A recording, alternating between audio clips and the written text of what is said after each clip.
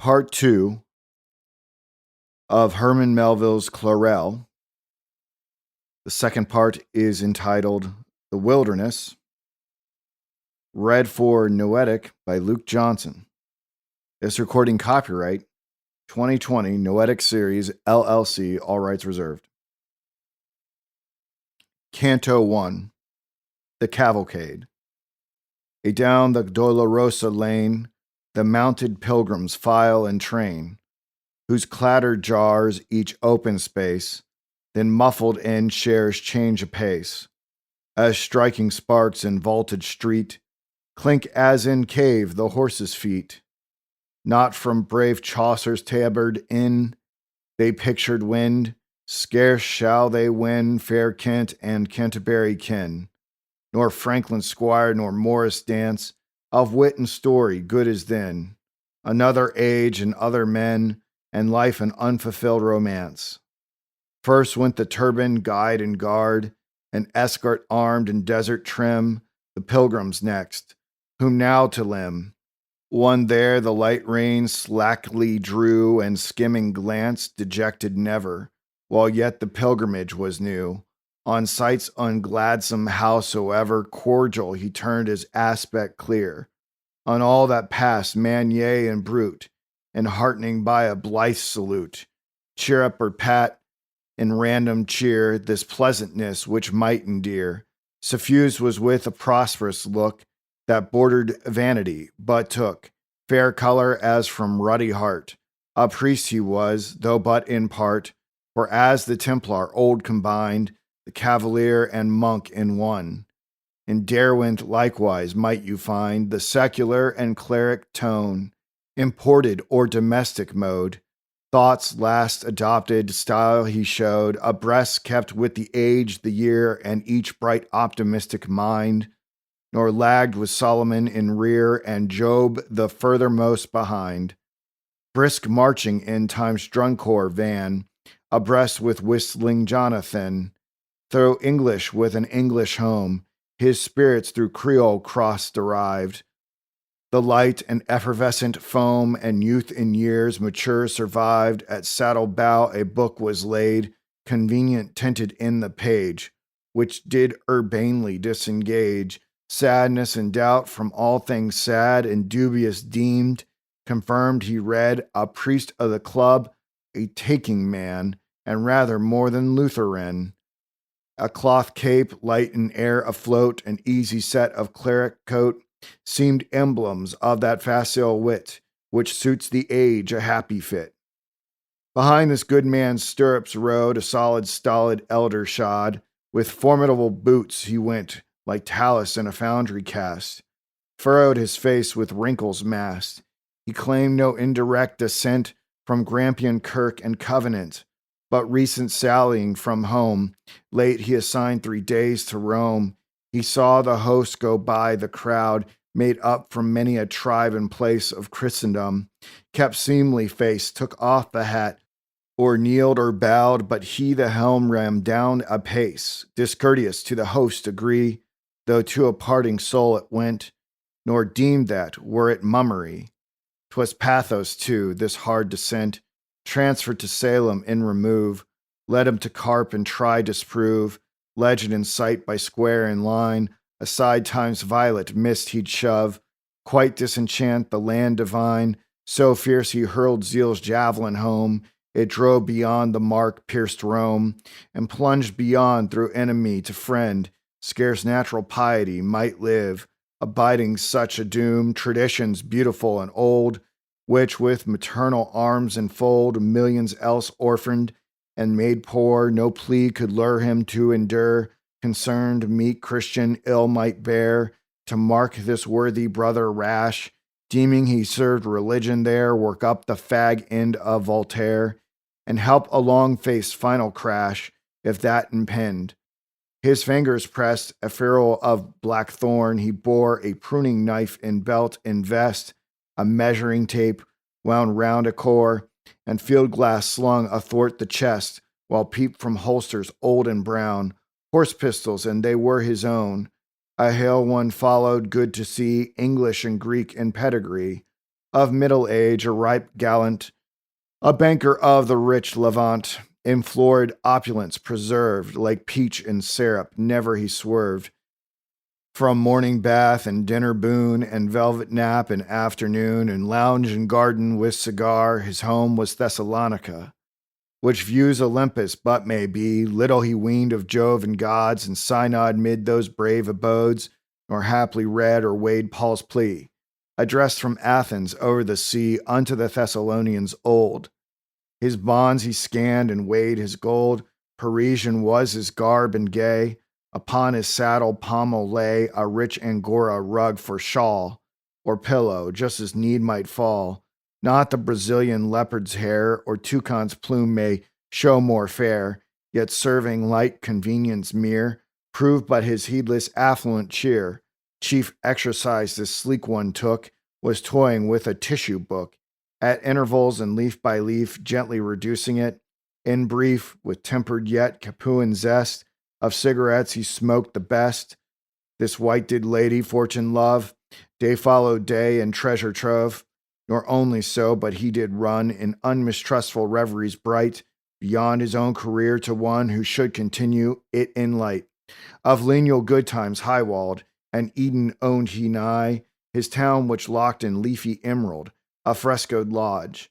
There Nubians armed, tall eunuchs virtuous in zeal, in shining robes with glittering steel patrolled about his daughter charmed. Inmost enclosed in nest of bowers, by Gorgons served, the dread she powers. Dwinas, maiden more than fair, how fair in his rich conceit, an Argive face, and English hair, sunny as May in morning sweet. A damsel for Apollo meet, and yet a mortal's destined bride, bespoken, yes, affianced late, to one who by the senior's side rode rakishly deliberate, a sprig of Smyrna, Glaucon he, his father such ere long to be, well loved him, nor that soul he felt, that fortune here had kindly dealt, another court card into hand. The youth with gold at free command. No, but he also liked his clan, his kinsmen, and his happy way, and over wine would pleased repay his parasites. Well may ye say, the boy's the bravest gentleman. From Beirut late had come the pair to further schemes of finance hid, and for a pasha's favor bid, and grave connivance that affair yet lingered, so dull time to kill they wandered anywhere at will, scarce through self-knowledge or self-love. They ventured Judah's wilds to rove, as time ere long in place may prove. Came next in file 3 sumpter mules, with all things needful for the tent, and panniers which the Greek overrules, for there was store of nourishment. Rossiglio pink and wine of gold slumbered as in the smuggler's hold. Viewing those Levantines in way of the snared lion, which from great marks the light throngs on holiday, nor ever relaxes in his state of rigorous gloom, rode one whose air revealed but for the nonce forbear, mort main his name, or so in whim, some moral wit had christened him. Upon that creature men traduce, for patience under their abuse, for whose requital there's assigned no heaven, that thing of dreamful kind. The ass elected for the ease, good Nehemiah followed these, his Bible under arm, and leaves of tracts still fluttering in sheaves. And pure good will he bent his view, to right and left the ass pearl gray, matched well the rider's garb and hue, and sorted with the ashy way upon her shoulders jointed play. The white cross gleamed, which the untrue yet innocent fair legends say, memorializes Christ our Lord, when him with palms the throngs adored. Upon the full many a year the wanderer's heart had longed to view. Green banks of Jordan dipped in dew, oft had he watched with starting terror. Pack mule and camel, horse and spear, monks, soldiers, pilgrims, helm and hood, the variegated annual train, invernal Easter caravan, bound unto Gilgal's neighborhood. Nor less belief his heart confessed, not die he should till knees had pressed. The palmer's beach, which trust proved true, 'twas charity gave faith her due. Without publicity or din, it was the student moved herein. He, Clarel, with the earnest face, which fitful took a hectic die, kept near the saint with equal pace. Came Rolf in saddle, pommeled high, yet even behind that peaked redoubt sat Indian-like in pliant way, as if he were an Osage scout or gaucho of the Paraguay. Lagging in rear of all the train, as hardly he pertained thereto, or his right place therein scarce knew, rode one who frequent turned again. To poor behind he seemed to be, in reminiscence folded ever, or some deep moral fantasy. At whiles in face at dusk, and shiver as if in heart he heard, amazed, the sighing of Ravenna's wood of pines, and saw the phantom night, acacias with the dagger raised, still hunt the lady in her flight. From solitude to solitude 'twas vine, nor less for daydream, still the rein he held with lurking will. So filed the muster whose array threaded the Dolorosa's way. Canto 2, The Skullcap. See him in his uncheerful headpiece, Libertad's on the Mexic coin. Would better suit me for a shade piece. Ah, had I known he was to join. So chid the Greek, the banker one, perceiving Mortmain there at hand, and in allusion to a dun skullcap he wore. Derwent light reined the steed, and thus, beg pardon now, it looks a little queer, concede, nor less the cap fits well-shaped brow, it yet may prove the wishing cap of Fortunatus. No, indeed, no, for that had velvet nap of violet with silver tassel, much like my smoking cap, you see. Light laughed the Smyrniote, that vassal of health and young vivacity. Glaucon, be still, the senior said, and yet he liked to hear him too. I say it doth, but I'll bestead to have a black cap in our crew. Pink, pink, cried Glaucon, pink's the hue. Pink cap and ribbons of the pearl. A paradise of Bodice, the queen of Sheba's laundry girl. Allo, what now? They come to halt down here in Glen. Well, we'll vault. His song arrested, so he spake, and the light dismounted wide awake. A sprightly comrade have you here, said Derwent in the senior's ear. The banker turned him, folly, but good against the melancholy. Canto 3, By the Garden.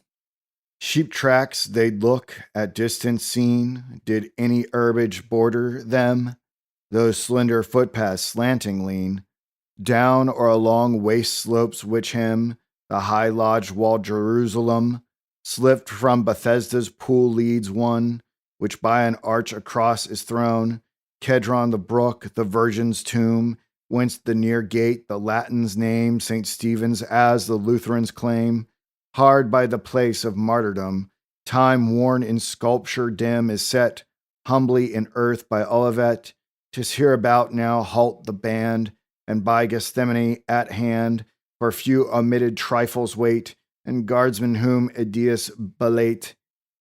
Some light dismount, but hardly hear, where on the verge they might foretaste, or guess the flavor of the waste. Greek sire and son took festive cheer, Glaucon not less a topic found. At venture one old tree becharmed, leaned, its decrepit trunk deformed, over the garden's wayside bound. See now, this yellow olive wood, they carve in trinkets rosary rude.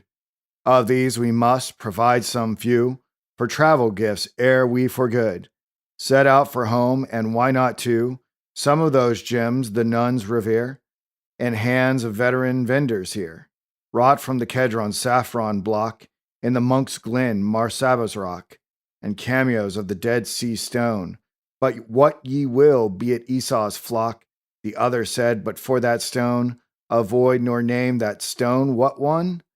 And cast a look of grieved surprise, marking the senior's ruffled guise, those cameos of death's sea.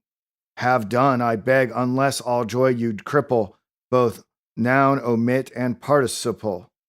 Dear sir, what noun? Strange grammar's this. Have I expressed myself amiss? Oh, don't you think it is but spleen? A well-bred man counts it unclean. This name of boy, and can't you guess? Last bankruptcy without redress. For heaven's sake, with that ill word, whose first is D and last is H, no matter what be in regard, Let none of mine e'er crape his speech, but shun it, and shun the knell of each derivative. Oh well, I see with all my heart. Each conjugation will I curb, all moods and tenses of the verb, and for the noun to save from errors, I'll use instead the king of terrors. Sir, change the topic, would 'twere done. This scheme of ours, and we clean gone from out this same dull land so holy, which breeds but blues and melancholy, to while our waiting I thought good to join these travelers on their road. But there's a bird in saucy glee trills full retreat, 'tis not for thee. Had I fair pretext now, I'd turn, but yonder he don't show concern. Glancing toward Derwent, lounging there, holding his horse with easy air, slack by the rein with morning zest, in sound digestion, unoppressed, the clergyman's good spirits made a tivoli of that grim glade, and turning now his cheery eyes toward Salem's towers and solemn guise, stretched dumb along the Mount of God, he cried to Clarel, waiting near, in saddle seat and gazing drear, a canter lad on steed clean shod, didst ever take on English sod, the downs, yet even here, for a fair matin ride withal, I like the run round yonder wall. Height have you outlook, and the view varies as you the turn pursue. So he threw in observance blind to that preoccupied young mind, in frame how different, in sooth, pained and reverting still to ruth, immured and parted from him there behind those ramparts of despair.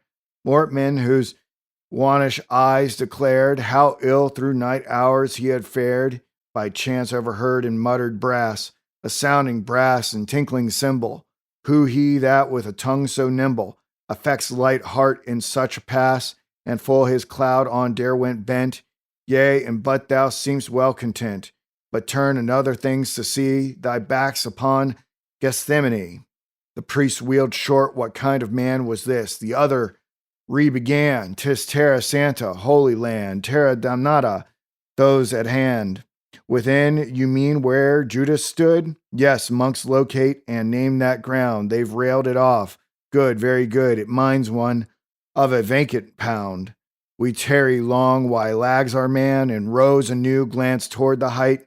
Here Mortman from the words and plight conjecture drew, and thus he ran. Be some who with the God will sup, happy to share his paschal wine.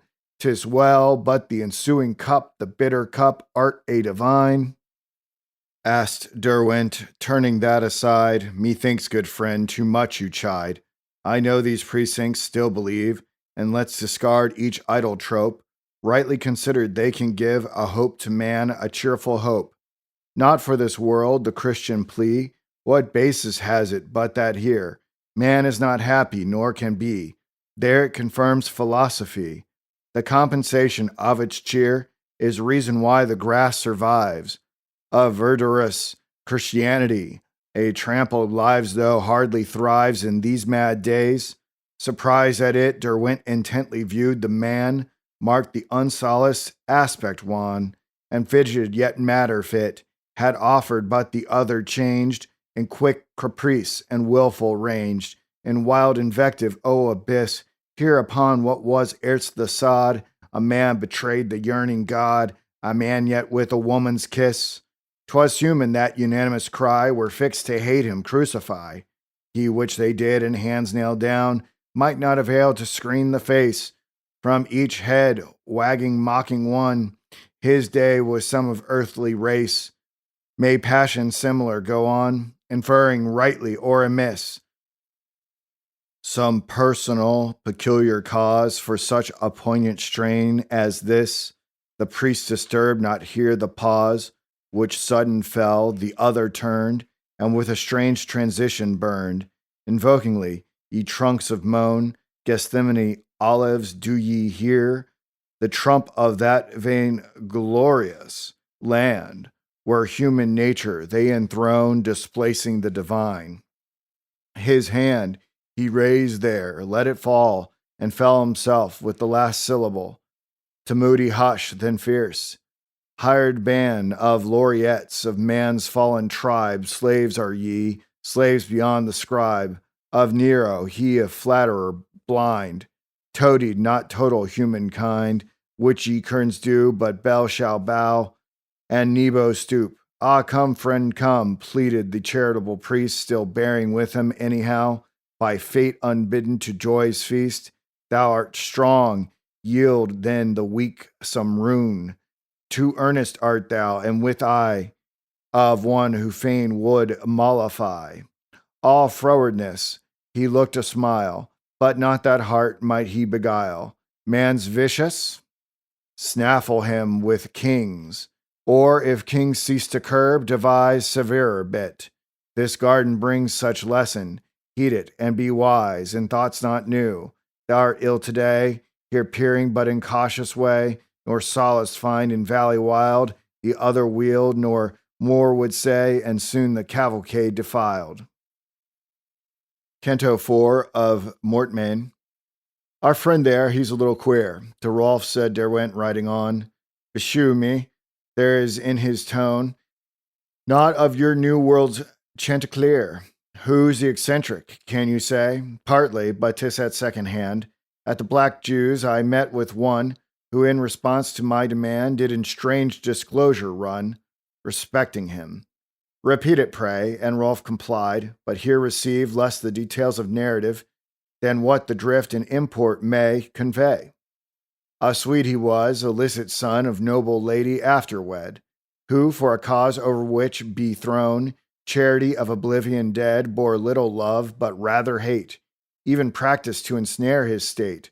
His father, while not owning, yet in part discharged the natural debt of duty, gave him liberal lore, and timely income, but no more. Thus isolated, what to bind but the vague bond of humankind? The north he left, to Paris came, Paris the nurse of many a flame, evil and good, this son of earth, this psalmodizer, made a hearth, in warm desires and schemes for man, even he was an Arcadian. Peace and goodwill was his acclaim, if not in words, yet in the aim. Peace, peace on earth, that note he thrilled, but scarce in way the cherubs trilled to Bethlehem and the shepherd band, yet much his theory could tell, and he expounded it so well, disciples came, he took his stand. Europe was in a decade dim upon the future's trembling rim. The comet hovered, his a league of frank debate and close intrigue, plot, proselyte, appeal, denounce, conspirator, pamphleteer at once, and prophet, wear and tear and jar, he met with coffee and cigar. These kept awake the man in mood, and dream that uncreated good he sought, whose absence is the cause of creeds and atheists, mobs and laws. Precocities of heart outran the immaturities of brain, along with each superior mind, the vain, foolhardy, worthless blind, with Judases are nothing loath to clasp pledged hands and take the oath of aim, the which, if just demands, strong hearts brows deep and priestly hands. Experience with her sharper touch stung Mortman. Why, if men prove such, dote I love theory overmuch? Yea, also, whither will advance this revolution sprung in France, so many years ago, wherein that current takes me whither tend? Come thou who makest such hot haste to forge the future, weigh the past, such frame he knew, and timed event. Cogent a further question lent, wouldst meddle with the state, well mount thy guns, how many men dost count? Besides, there's more that here belongs, be many questionable wrongs, by yet more questionable war, prophet of peace, these wouldst thou bar. The world's not new, nor new thy plea, though even shouldst thou triumph see, prose overtakes the victor's songs, victorious right may need redress, no failure like a harsh success. Yea, ponder well the historic page of all who fired with noble rage, have warred for right without reprieve, how many spanned the wings immense of Satan's muster, or could cheat his cunning tactics of retreat. An ambuscade, oh now dispense, the world is portioned out, believe. The good have but a patch at best, the wise their corner for the rest. Malice divides with ignorance, and what is stable find one's boon that is not lackey to the moon of fate. The flood ebbs out, the ebb floods back, the incessant shuttle shifts and flies and weaves and tears the web. Turn thee to the proof that sifts. What if the kings in 48 fled like the gods? Even as the gods shall do, return they made, and Satan fortified their strong abodes. And to confirm them there in state, contrive new slogans, apt to please. Pan and the tribal unities. Behind all this still works some power unknowable, thou yet adore, that steers the world, not man's. States drive, the crazy rafts with billows strive. Go, go, absolve thee, join that band that washed them with the desert sand. For lack of water in the dust of wisdom sit thee down and rust. So mused he solitary pined, though his apostolate had thrown new prospects ope to Adam's kind, and fame had trumped him far and free. Now drop he did a clod unknown, nay rather he would not disown oblivion's volunteer to be, like those new world discoverers bold, ending in stony convent cold, or dying hermits as if they, chastised to Micah's mind austere, remorseful felt that ampler sway their lead had given for old career of human nature, but this man no cloister sought, he under ban of strange repentance and last dearth roved the gray places of the earth. And what seemed most his heart to wring was some unrenderable thing. 'Twas not his bastardly nor bale, Median in his mother pale, nor thwarted aims of high design, but deeper, deep as nature's mind. Though frequent among kind he sate, tranquil enough to hold debate, his moods he had, mad fitful ones, prolonged or brief outbursts or moans, and at such times would hiss or cry, fair Circe, goddess of the sty. More frequent this, mock worse than wrong, the siren's kiss, the fury's thong. Such he, though scarce as such portrayed in full by Rolfe, yet Derwent said, at close there's none so far astray, detached, abandoned as might seem, as to exclude the hope, the dream, of fair redemption. One fine day I saw at sea by bit of deck, weedy adrift from far away, the dolphin in his gambol light, through showery spray arch into sight, he flung a rainbow over that wreck. Canto 5, Clarel and Glaucon. Now slanting toward the mountain's head, they round its southern shoulder so, that immemorial path they tread, whereby to Bethany you go.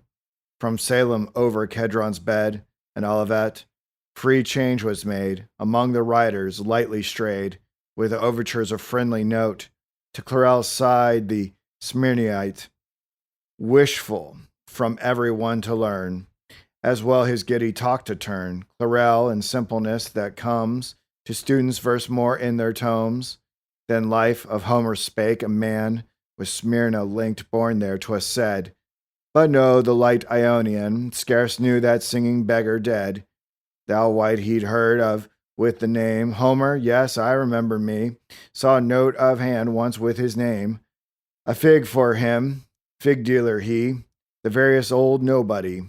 Then lightly skimming on, did you by Joppa come? I did, and rue 3 dumpish days, like Sundays dull, such as in London late I knew.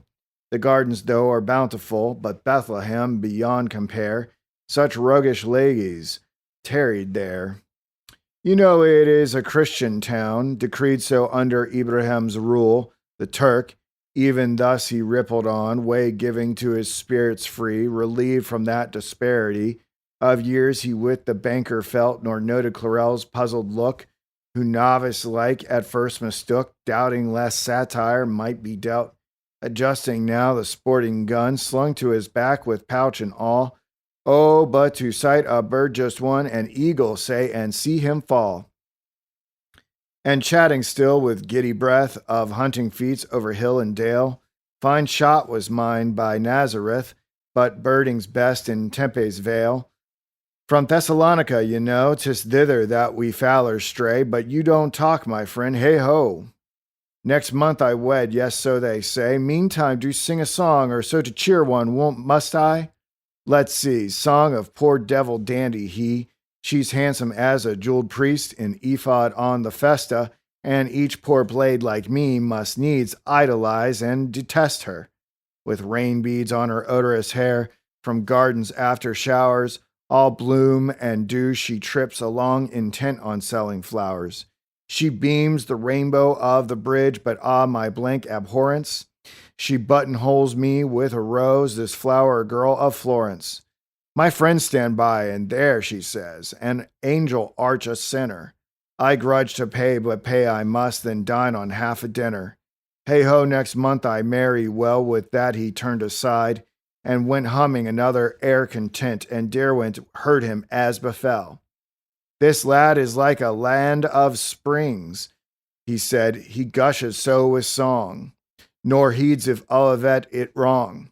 Said Rolf, but no, he sings, he rings, he is the guinea fiddle strings of youth too, which may heaven make strong, meanwhile in touchy tone. Austere, that reprobated song and all, lowering rode the presbyter, a cloud whose rain ere long must fall. Canto 6, the Hamlet. In silence now they pensive win a slope of upland over hill, eastward where heaven and earth be twin. In quiet and earth seems heaven's sill. About a hamlet there full low, nor cedar, palm, nor olive show. 3 trees by ancient legend claimed, as those whereof the cross was framed. Nor dairy white, nor well-curbed green, nor cheerful husbandry was seen. Though flinty tillage might be named, nor less if all showed strange and lone, the peace of God seemed settled down, Mary and Martha's mountain town. To Rolf the priest said, breathing low, how placid, Carmel's beauty here, if added, could not more endear. Rolf spake not, but he bent his brow. Aside glanced Clarel on the face of meekness, and he mused, in thee methinks similitude I trace to nature's look in Bethany. But and can one dream the dream that hither through the shepherd's gate, even by the road we traveled late, came Jesus from Jerusalem? Who please him so in fields and bowers, yes, crowned with thorns, still loved the flowers. Poor gardeners here that turned the sod, friends were they to the Son of God, and shared he even their humble lot? The sisters here in pastoral plot, green to the door did they yield rest, and bathe the feet and spread the board for him their own and brother's guest, the kindly Christ, even man's fraternal Lord. But see how with a wandering hand and absent-mindedness afloat, and dreaming of his fairyland, Nehemiah smooths the ass's coat. Canto 7, Guide and Guard. Descending by the mountainside, when crags give way to pastures wide, and lower opening ever new, glades, meadows, hamlets meet the view, which from above did coyly hide, and with rekindled breaths of spring, the robins through the orchard wing. Excellent then as there bestowed, and true and charmed the downward road, quite other spells and influence throw. Going down to Jericho, here first on path so evil starred, their guide they scan and prize the guide of Druze of Lebanon was rumored for an emir's son, or offspring of a lord undone in Ibrahim's time. Abrupt reverse, the princes in the east may know, lawgivers are outlaws at a blow. And Croesus dwindles in the purse, exiled, cut off in friendless state. The Druze maintained an air sedate, without the sacrifice of pride, sagacious still he earned his bread, even managed to maintain the head. Yes, lead men still, if but as guide to pilgrims. Here his dress to mark, a simple woolen cloak with dark, vertical stripes, a vest to suit, white turban like snow wreath, a boot, exempt from spur, a sash of fair, white linen long fringed at the ends, the garb of Lebanon, his mare. In keeping showed the saddle plain, headstall untasseled, slendered rein. But nature made her rich amends for art's defaultful eye of flame, tempered in softness, which became womanly sometimes in desire to be caressed, ears fine to know, least intimation, catch a hint, as tinder takes the spark from flint, and steel, veil like her clear attire, of silvery hair with speckled show, of grayish spots and ample flow, of milky mane, much like a child, the drews she'd follow, more than mild, not less at need, what power she'd don, clothed with the thunderbolt, would run, as conscious of the emir's son, she bore nor knew the hirelings lash, red row or rebuke as rash, courteous her treatment, but deem not this tokened a luxurious lot. Her diet spare, so stable earth, beneath the burning sun she'd lie, with mane disheveled, whence her eye would flash across the fiery dearth, as watching for that other queen, her mate a beauteous palmerine, the pride of Tadmore's tinted scene, athwart the pommel cloth coarse spun, a long pipe lay and longer gun, with serviceable yatagan, but prized above these arms of yore a new revolver bright he bore. Tucked in the belt and off would scan, accoutred thus through desert blight, whose lord is the Amalekite, and proffering or peace or war, the swart Druze rode his silvery czar. Behind him, jogging two and two, came troopers six of tawny hue, bewrinkled veterans and grave as Carmel's prophets of the cave, old Arab Bethlehemites with guns and spears of grandsires old, weird ones, their robes like Paul's funeral hung, down from the shoulder one-fold flung, in mufflement about the head, and kept there by a fillet's braid. Over this venerable troop went Belik's doughty in command, heiress of the Sultan's saucy troop, which into death he did disband, politic Muhammad, when that clan by fair pretense in festive way he trapped within the art medan of old Byzantium's circus gay. But Belik's the Sultana saved, his senior though by loved enslaved, who fed upon the stripling's may, long since for now his beard was gray, though goodly yet the features fine, firm chin, true lip, nose aquiline, type of the pure Osmanli breed, but equipment's gone to seed, shabby fate his vestures cloth, hinted the Jew bazaar and moth, the saddle too a cast off on, and agas erst, and late was sown with seed peril in the seat, but now all that with tagwork all was gone.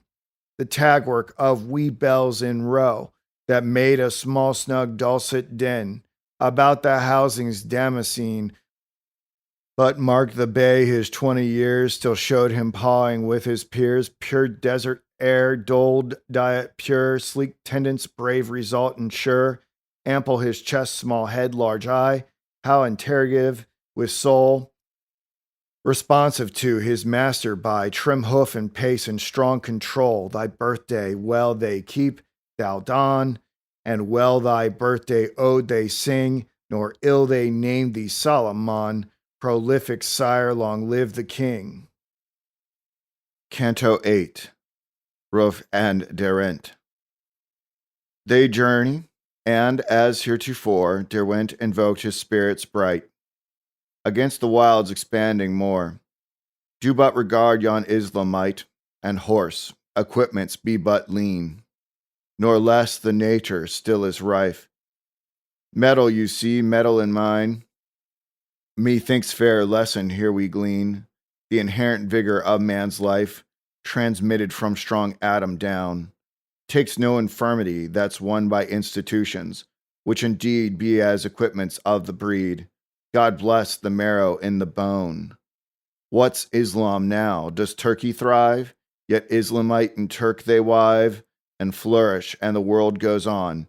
Aye, but all qualities of race, which make renown, these yet may die, while leaving unimpaired in grace the virile power, was Rolf's reply. For witness here I cite a Greek, God bless him, who tricked me of late. In Argos, what a perfect beak, in contour, oh, 'twas delicate, and hero symmetry of limb. Clownish I looked by side of him, oh, but it does one's ardor damp, that splendid instrument a scamp. These Greeks indeed they wear the kilt. Bravely they skim their lucid seas, but prithee where is Pericles? Plato is where? Simonides? No, friend, much good wine has been spilt. The rank world prospers, but alack, Eden nor Athens shall come back. And what's become of Arcady? He paused then in another key, prone our era, man and nation, to slide into a degradation. With some to age is that, but that, pathetic gross thou, Derwent said, and lightly as in leafy glade, lightly he in the saddle sat. Canto 9.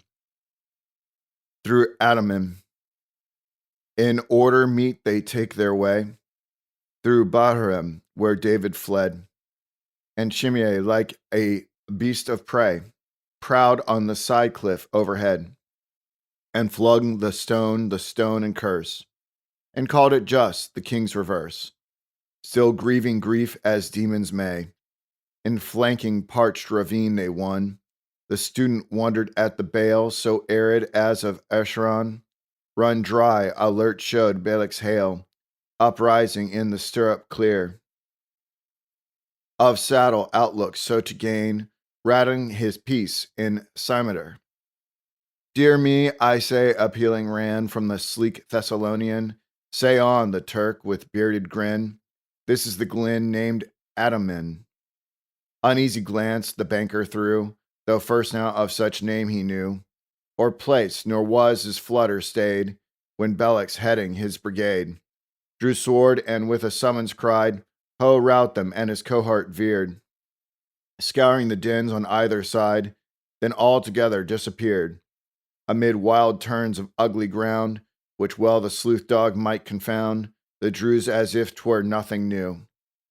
The Turk doing but as bid to do, a higher standpoint would command, but here across his shortened rein, and loosened shrewd keen yet again. Good Nehemiah laid a hand, Jalea, stay, not long I'll be, a word one Christian word with ye. I've just been reading in the place, how on a time Carl's far from grace. Left her half dead, the faring man, those wicked thieves but heaven befriends, still heaven at need a rescue lends, mind ye the good Samaritan? In patient self-control high bred, half of one sense and ear the Druze inclined, the while his grave eye fed, afar his arms at hand for use. He, said the meek one going on, not heeding but the tale he spun, he, when he saw him in the snare, he had compassion and with care, him gently wakened from the swoon, and oil and wine poured in the wound. Then set him on his own good beast, and bare him to the nighest inn. A man not of his town or kin, and tended whom he thus released. Up with him set he all that night, put off he did his journey quite. And on the morrow ere he went, for the mistrustful hosts he sent, and taking out his careful purse, he gave him pence, and thus did sue. Beseech ye now, that well ye nurse, this poor man whom I leave with you, and whatsoever thou spendest more, when I again come, I'll restore. Ye mind the chapter? Well, this day were some forlorn one here to bleed, aid would be meted to his need. By good soul traveling this way, speak I amiss, and answer pray. In deference, the armed man over pistols, a gun, and yet again. The turban bowed, but nothing said, then turned, resumed his purpose, led by old traditionary sense, a liberal fair revengeance, the Orientals homage pay, and license yield in tacit way, to men demented or so deemed. Derwent meanwhile in saddle there, heard all but scarce at ease he seemed, so ill the tale and time did pair.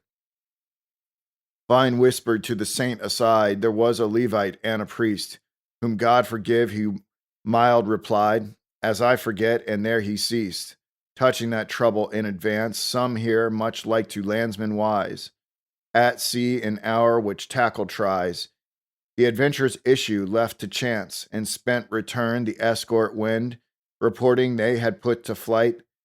Some prowlers, look, one cried behind. A lesser ridge just glide from sight, though neither man nor horse appears. Steel points and hair tufts of 5 spears, like dorsal fins of sharks they know, when upright these divide the wave, and peer above while down in grave, Of water slide the body lean and charnel mouth, with thoughtful mien, the student fared nor might withstand the something dubious in the Holy Land. Canto 10, A Halt. In diverse ways which vary it, stones mentioned fine and hallowed writ, stones rolled from well-mouse altar stones, idols of stone, memorial ones, sling stones, stone tablets, Bethel high, saw Jacob under starry sky, on stones his head lay, desert bones, stones sealed the sepulchres, huge cones, heaved there in bulk, death too by stones. The law decreed for crime and spite as well for taunt or type of ban, the same at place or caste or man, or piled upon the pits of fight, reproached or even denounced the slain. So in the wood of Ephraim, some laid the grape heap over Absalom, convenient too at willful need.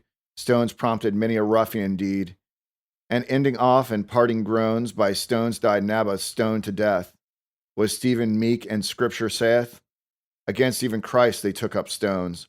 Moreover, as a thing profuse, suggestive still in every use, on stones still stones the Gospels dwell, in lesson meet or happier parable. Attesting here the Holy Writ, in brook and glen, by tomb and town, in natural way avouching it. Behold the stones, and never one, alike in greens, and turn 'em over. No worm, no life, but all the more, good witnesses. The way now led, where shoals of flints and stones lay dead, the obstructed horses tripped and stumbled, the Thessalonian groaned and grumbled, but Glaucon cried, alack the stones, or be they pilgrims' broken bones, wherewith they pave the turnpikes here. Is this your sort of world, mynheer? Not on your knee, no, no, no, but sit you so verily and verily. Paris, are you true or no? I'll look down your eyes and see. Helen, look and look and look. Look me, Helen, through and through. Make me out the only rake. Set down one and carry two. Have done so, roared the elder out. Have done with this lewd ballatry. Amazed the singer turned about, but when he saw that past all doubt, the Scot was in dead earnest. He, oh now, monsieur, monsieur, monsieur, appearing there so winningly, conceding as it were his age, station, and moral gravity, and right to be morose indeed, nor less endeavoring to assuage, at least. But scarce did he succeed. Rolf likewise, if in other style, here sought that hard road to beguile. The stone was man's first missile, yes. Cain hurled it, or his sullen hand, therewith made heavy, Cain confess. A savage was, although he planned his altar. Altars such as Cain's. Still find we on far island chains, deep mid the woods and hollows dark, and set off like the Shittimark. Refrain from trespass with black frown. Each votary straight takes up his stone. As once against even me, indeed. I see them now start from their rocks, in malediction, yet concede. They were but touchy in their creed. Said Derwent, but did you succumb, these irritable orthodox? Thereat the elder waxed more glum, a halt being called now with design. Biscuit to bite and sip the wine. The student saw the turbaned Druze. A courtesy peculiar use, an act of his accosting vine, though but in trifle as to how, the saddle suited, and before, in little things he'd marked the show. Of like observance, how explore the cause of this, and understand. The pilgrims were an equal band. Why this preferring way toward one? But Rolf explained in undertone, but few believe have nicer eye for the caste of aristocracy than Orientals. Well now own, despite at times a manner shy, shows not our countryman in mold of a romance nobility, his cherry speech, his rich still air, confirm them in conjecture there. I make slim doubt these people hold vine for some lord who fain would go, for delicate cause incognito. What means Sir Crab? In smoldering ear, the elder not dismounting, views the nearer prospect, ill content. The distance next his glance pursues, a land of Eblis burned with fire, recoils then with big eyebrows bent, lowers on the comrades, Derwent most, with luncheon now and flask engrossed. His bridle turns, adjusts his seat, and holsters where the pistols be, nor taking leave like Christian sweet, quite mindless of Paul's courtesy. With dumb, indomitable chin, straight back he aims through Adamin. Alone nor blandly self-sustained, robber and robber Glynn disdained, as stiff he went, his humor dark, from vine provoked a vivid spark, derisive comment part restrained, he passes, while peace with him go. If truth hath painted heart but grim, none here hard measure meant for him, nay, Haitian airs around him blow, and woo and win to cast behind, the harsher and inclement mind, but needs narrate what followed now. Part from us, Derwent cried that way. I fear we have offered, nay. What other cause? The desert sea, he and the desert don't agree, said Rolf, or rather, let me say, he can't provoke a quarrel here. With blank indifference so drear, ever the desert waves dispute, cares not to argue, bides but mute. Besides, no topographic cheer, surveyor's tape don't come in play, the same with which upon a day, he upon all fours south did roam, measuring the subducts of Siloam, late asking him in casual way something about the tomb's old fane. These words I got, sir, I don't know, but once I dropped in, not again. 'Tis monkish, 'tis a rarey show, saint sights and stuff. Had I my will, I'd strip. I knew 'twere vain to try rebuff, but asked did Paul embarked in ship, with Castor and Pollux for a sign, deem it incumbent there to rip, from stern and proud the name and shrine. St. Paul, sir, had not zeal enough, I always thought so, and went on. Where stands this fane, this Calvary one, alleged, why, sir, within the sight of Herod's wall, can that be right? But why details suffice in few? Even Zion's hill, he doubts that too. Nay, Sinai in his dry purview, he's dubious, if as placed it meet requirements. Why then do his feet tread Judah? No good end is won, said Derwent. Curs need have a bone to mumble, though but dry nor sweet. Nay, that's too harsh and overdone. 'Tis still a vice these carpers brew. They try us at carping too. Ah well, quick then in thought, we'll shun him, and so foreclose all strictures on him. Howbeit this confess offhand, amiss is robed in gown and band, a disenchanter, friend the wine. The banker passed it without word. Sad looked he, why these fools are stirred about a nothing. Plain to see such comradeship did ill agree, pedants and poor, nor used to dine. In ease of table talk benign, steeds, pictures, ladies, gold, Tokay, gardens, and baths, the English news. Stambul, the market, gain or lose. He turned to where young Glaucon lay, who now to startled speech was won. Look, is he crazy? See him there? The saint it was, with busy care, flinging aside stone after stone, yet feebly natheless, as he wrought, in charge imposed, though not unloved, while every stone that he removed laid bare but more. The student sighed, so well he kenned his ways distraught, at influx of his eldritch tide. But Derwent, hastening to the spot, exclaimed, how now, surely 'tis not to mend the way, with patient look, poising a stone as 'twere a clod. All things are possible with God. The humblest helper will he brook.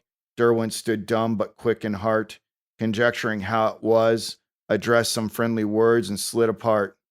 And yet while by that scene impressed, came as it chanced where unbecalmed, Mortmain aloof sat all disarmed, legs lengthwise crossed, head hanging low, the skull cap pulled upon the brow, hands groping toward the knees, then where a thug the swordfish roams the sea, the falcon's pirate in the air, betwixt the twain, where shalt thou flee? Poor flying fish, whither repair? What other element for thee? Whales, mighty whales, have felt the wound, plunge bleeding through the blue profound, but where their fangs the sand sharks keep, be shallows worse than any deep. Hardly that chimed with Derwent's bell, him too he left, when it befell, that knew they started on their way to turn the current or allay. He talked with Clarel and first knew Nehemiah's conceit about the Jew, the ways prepared, the tooth restored, for the second coming of our Lord. Rolf overheard, and shall we say that this is craze, or but in brief, simplicity of plain belief? The early Christians, how did they, for his return looked any day? From dwelling on Rolf's thought ere long, on Rolf himself the student broods. Surely I would not think wrong, nor less I've shrunk from him in moods. A bluntness is about him set, truce is it, but he winneth yet. Through taking qualities which join, make these the character, the rest but rem. On Syracusan coin, the barbarous letter shall invest, the Relivio's infinite of charm. I know not, does he help or harm?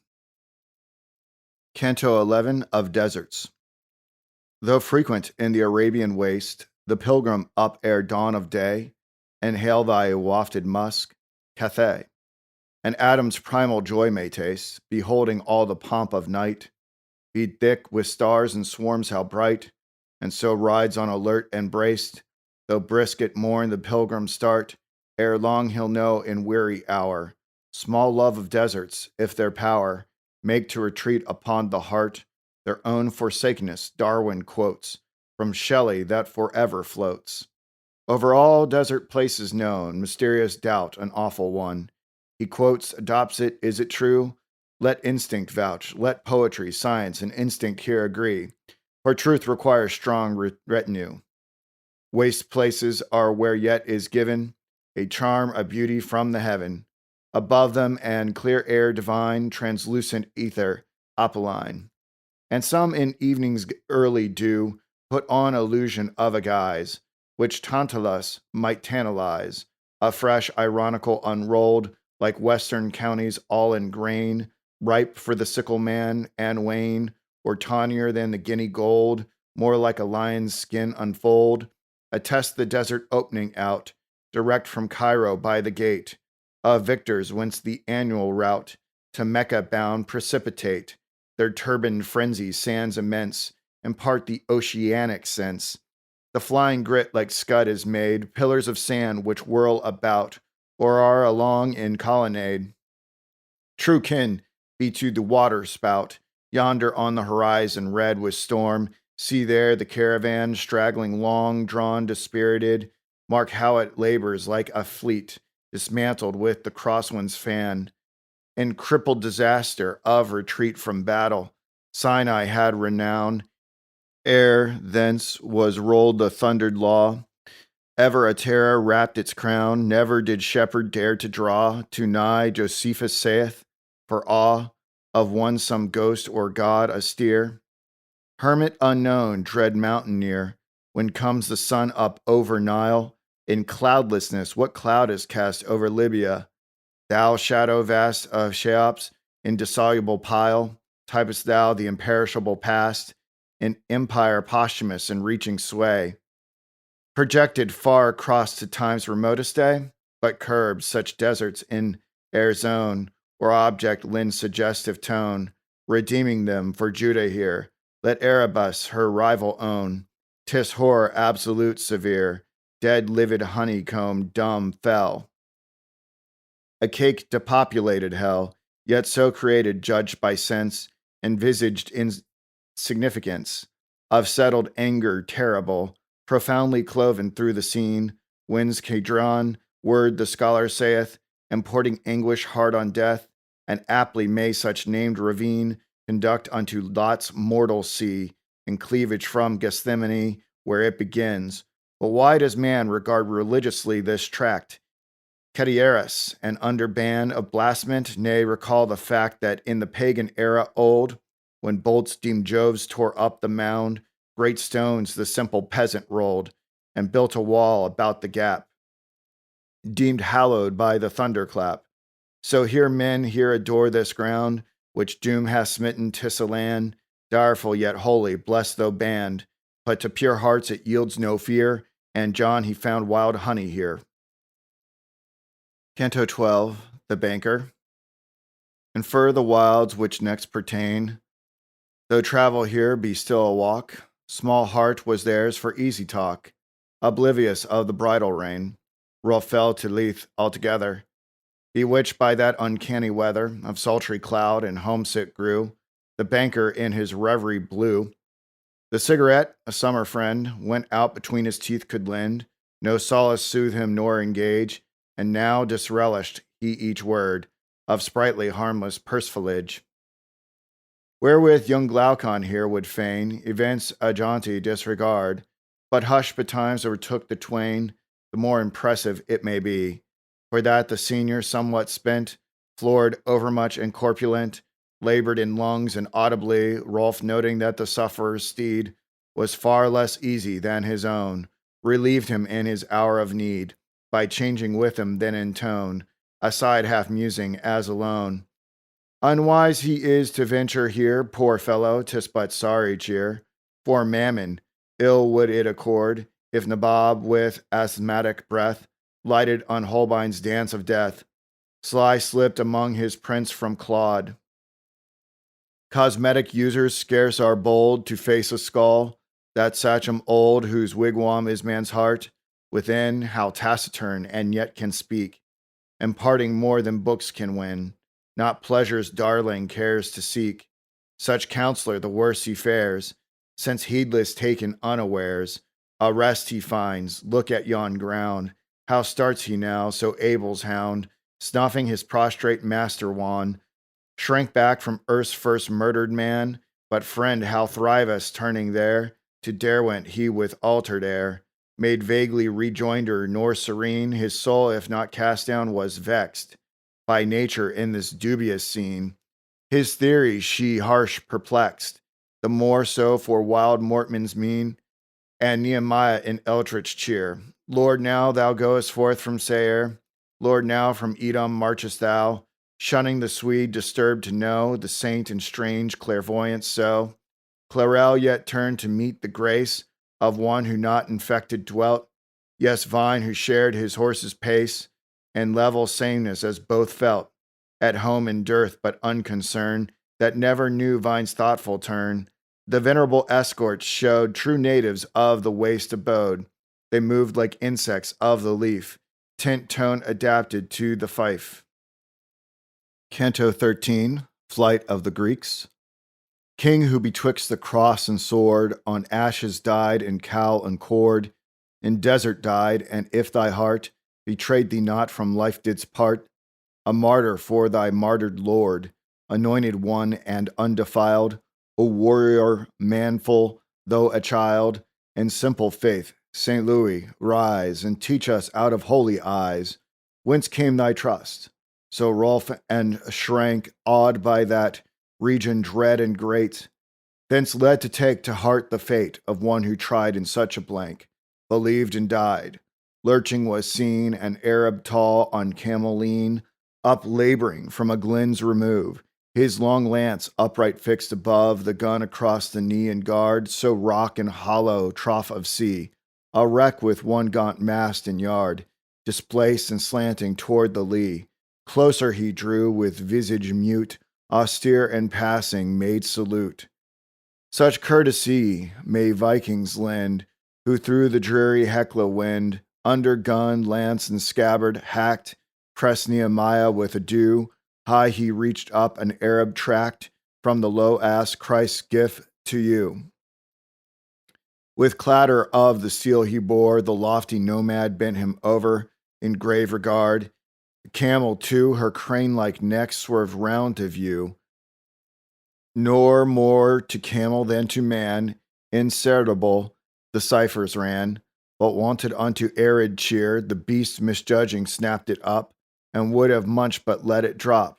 Her master, pulling down his spear, transfixed the page and brought it near, nor stayed his travel, on they went, through solitudes till made intent, by small sharp shots which stirred rebound, and echo over upland drear, on tract of less obstructed ground.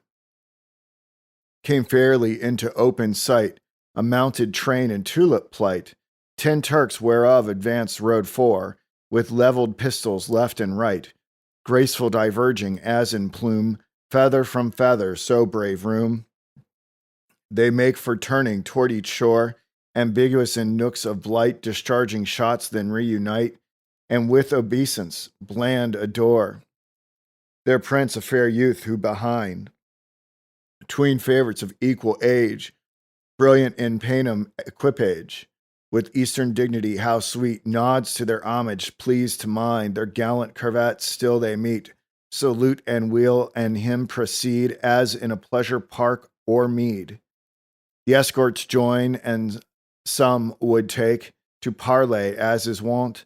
The Druze, howbeit, hardly seems to choose the first advances here to make, nor does he shun. Alert is seen one in voluminous turban green, beneath which in that barren place sheltered he looks as by the grace of shady palm tuft. Vernal he in sacerdotal chivalry, that turban by its hue declares that the great prophet's blood he shares, kept as the desert stallions be. 'Tis an attested pedigree, but the bigot he could lower in mosque on the intrusive Giaour, to make him truculent for creed, family pride joined personal greed, though foremost here his word he vents. Officious in the conference, in rank and sway he ranged in sooth, behind that fine sultanic youth, which held his place apart and cool, in lapse or latency of rule, seemed mindless of the haltering train, and pilgrims there of Franquestin, or land of Franks. Remiss he wore an indolent look superior. His grade might justify the heir, the viceroy of Damascus's heir. His father's jurisdiction sweeps from Lebanon to Ammon's steeps. Return he makes from mission far to independent tribes of war, beyond the Haran in advance of the main escort, gun and lance. He aims for Salem back, this learned, in anxiousness. The banker yearned to join, nor Glaucon seemed averse. 'Twas quick resolved and soon arranged, through fair diplomacy of purse, and Eastern compliments exchanged, their wine and pannier of the mule. Upon the pilgrims they bestow, and pledge us friends in valley cool. If such this doleful road may know, farewell. And so the Moslem train received these Christians, happy twain. They fled, and thou, the way is done. Why further follow the emir's son? Scarce yet the thought may well engage to lure thee through these leafless bowers that little avails in pilgrimage, whose road but winds among the flowers.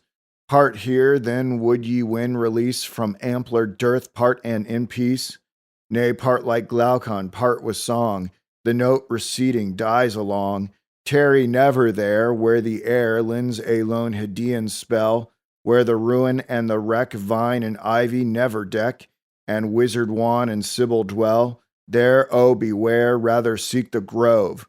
Thither rove, where the leaf that falls to ground, and a violet upsprings, and the oracle that sings is the bird above the mound. There, tarry there. Canto 14 by Ashur.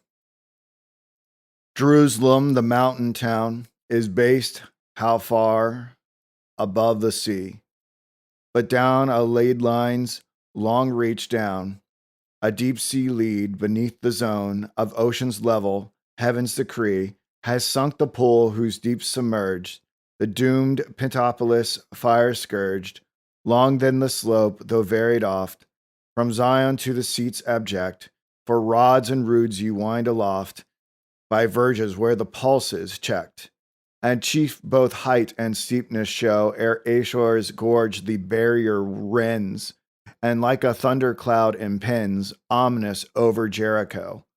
Hard by the brink the Druze leads on, but halts at a projecting crown of cliff and beckons them, nor goat, nor fowler ranging far and high, scales such a steep, nor vulture's eye, scans one more alone deep down in throat, it shows a sooty black, a forge abandoned, Rolf said, thus may look, yea, quote the saint, and read the book. Flames have forked in Ashur's gorge, his wizard vehemence surprised, some new illusion they surmise, not less authentic text he took. Yea, after slaughter made at Ai, When Joshua's 3,000 fled, Eshan the thief they made to die, they stoned him in this hollow here. They burned him with his children dear. Among them flung his ingot red and scarlet robe of Babylon. Meet in for Carmi's wicked son, because of whom they failed at Ai.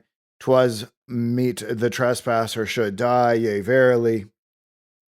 His visage took the tone of that uncanny nook. To Rolf here durent study him, then weigh that most ungenial rule of Moses and the austere school, which even our saint can make so grim, at least while Asher feeds his eyes. But here speaks nature otherwise, asked Rolf. In region round about she's Calvinistic, if devout, in all her aspect. Vine overcast, a strange road and thoughts hid repass. Clarel receptive saw and heard, learning, unlearning word by word. Ere long the wilds condense the ill. They hump it into that black hill, named from the 40 days and nights. The Crontania's sum of blights, up from the gorge it grows, height sheer, sheer depth, and death's repose. Sunk in the gulf the wave disowns, stranded lay ancient torrent stones. These mortmain marks, ah, from your deep, turn ye, appeal ye to the steep. But that looks off, and everywhere descries but worlds more waste, more bare. Flanked by the crag and glen they go, ahead ere long in greeting show the mounts of Moab over the vale of Jordan opening into view, with cloud-born shadows sweeping through. The sweet intent, lo, how they trail, the Mortcloths in the funeral of gods, although he not confessed and dare went marking there the scene, what interference was expressed, as of harsh grit in oiled machine, disrelish, grating interest, howbeit this he tried to screen. Pisgah, cried Rolf, and pointed him, Peor to a long a barim. The ridge, well, for thee I sigh, poor Moses saving Jericho, and her famed palms in Memphian row. No cheerful landscape met thine eye, unless indeed yon Pisgah's high was caught beyond each mountain and plain, the blue Mediterranean. And might he then for Egypt sigh? Here prompted Rolf, but no reply, and Rolf went on. Balboa's kin roved in fine sweep from Darien, the woods and waves in topic meeting, bright capes and advancing bays retreating, green land, blue sea, and charm competing. Meantime, with slant reverted eyes, Vine marked the crag of agonies exceeding high, as Matthew saith, it shows from skirt of that wild path, bare as an iceberg seen by rain, toppling awash in foggy main. Off Labrador, grottos Vine viewed upon the flank, or cells or tombs, void as the iceberg's catacombs of frost. He starts a form endued with living guise from ledges dim, leans as if looking down toward him, not pointing out the thing he saw. Vine watched it, but it showed no claw of hostile purpose, though indeed robbers and outlaws armed have dwelt, vigilant by those caves where knelt of old the hermits of the creed. Beyond they win a storied fount, which underneath the higher mount gurgles clay white and downward sets toward Jericho in rivulets, which much like children whose small mirth not funerals can stay, through dearth run babbling. One old humpback tree, sad Gradam, whom no season charms, droops over the spring her withered arms, and stones as in a ruined land, like penitential benches be, where silent thickets fling a shade and gather dust, here halting, here while they rest and try the cheer. Canto 15, The Fountain. It break, how long ago, that Anorn which saw thy marvel done, Elisha healing of the spring, a good deed lives the doer low. See how the waters eagle run, with bounty which they chiming bring. So out of Eden's bounds afar, him Pison through green, Havilah. But ill those words in tone impart the simple feelings in the heart of Nehemiah, full of the theme, standing beside the marge with cup and pearls of water beads a drup, Down thinnish beard of silvery gleam, truly said Derwent, glad to note that ashore found her antidote. Truly the fount wells grateful here. Then to the student for the rest, the sight is pleasant nor unblessed. These thickets by their shade endear, a scent half vacant Clarel gave, watching that miracle the wave, said Rolf reclining by the rill. Needs life must end or soon or late, perchance set down it is in fate that fail I must ere we fulfill our travel. Should it happen true, attention pray, I mend my will, and name executors in you. Bury me by the road somewhere, near spring or brook, palms plant me there, and seats with backs to them, all stone. In peace then go, the years shall run, and green my grave shall be and play, the part of host to all that stray. In desert, water, shade, and rest, their entertainment. So I'll win balm to my soul by each poor guest that solace leaves the dead man's inn, but charges mind yourselves defray, seeing I've not where throne he lay. Vine sensitive suffused did show, yet looked not up, but seemed to weigh the nature of the heart whose trim of quaint good fellowship could so strike on a chord long slacken him. But how may spirit quick and deep a constancy unfreakish keep? A reed there shaken fitfully, he marks what's this we came to see. In wilderness and rueful smiled, the meek one otherwise beguiled. Here chancing now the ass to note, languidly munching straw and bran, drew nigh and smoothed the roughened coat, and gave her bread the wheaten grain. Vine watches, and his aspect knows a flush of diffident humor. Nay, me too, let wait, I pray, on our snubbed kin here, and rose. Ere long, alert the escort show to stirrups, but the Swede moved not, aloof, abiding in dark plot, made by the deeper shadow. Go, my horse lead, but for me, I stay some bread. There, that small loaf will do. It is my whim, I say. Mount heed not me. And how long, pray? Aster startled, Eve draws on. Ye would not tarry here alone. Thou man of God, nor desert here, nor Zen nor Obi yieldeth fear. If God but be, this waste soon shall night fold thee. Hemisphere, but safer than to lay me down here by yon evil summit faced, safer than in the cutthroat town. Though on the church steps go from me, begone tomorrow or next day, Jordan ye greet, then round ye sway, and when Lot's marge in sight you'll be, I'll intercept, ride on, go nay, betwixt why gape ye so at me? Shall man not take the natural way? With nature, tut fling me the cloak, away precipitate he broke. The skull cap glooming through the glade, they paused nor ventured to invade.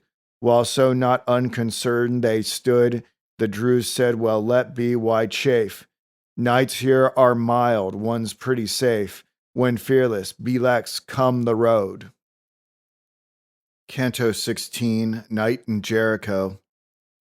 Look how a pine in luckless land, by fires autumnal, overrun, abides a black extinguished brand, gigantic, killed not overthrown, and high upon the horny bow perches the bandit captain crow, and caws unto his troop afar of foragers, much so and scar.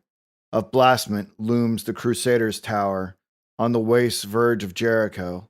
So the dun sheik in lawless power, kings it aloft in somber robe, lord of the tawny Arab mob, to which upon the plains in view he shouts down his wild hullabaloo.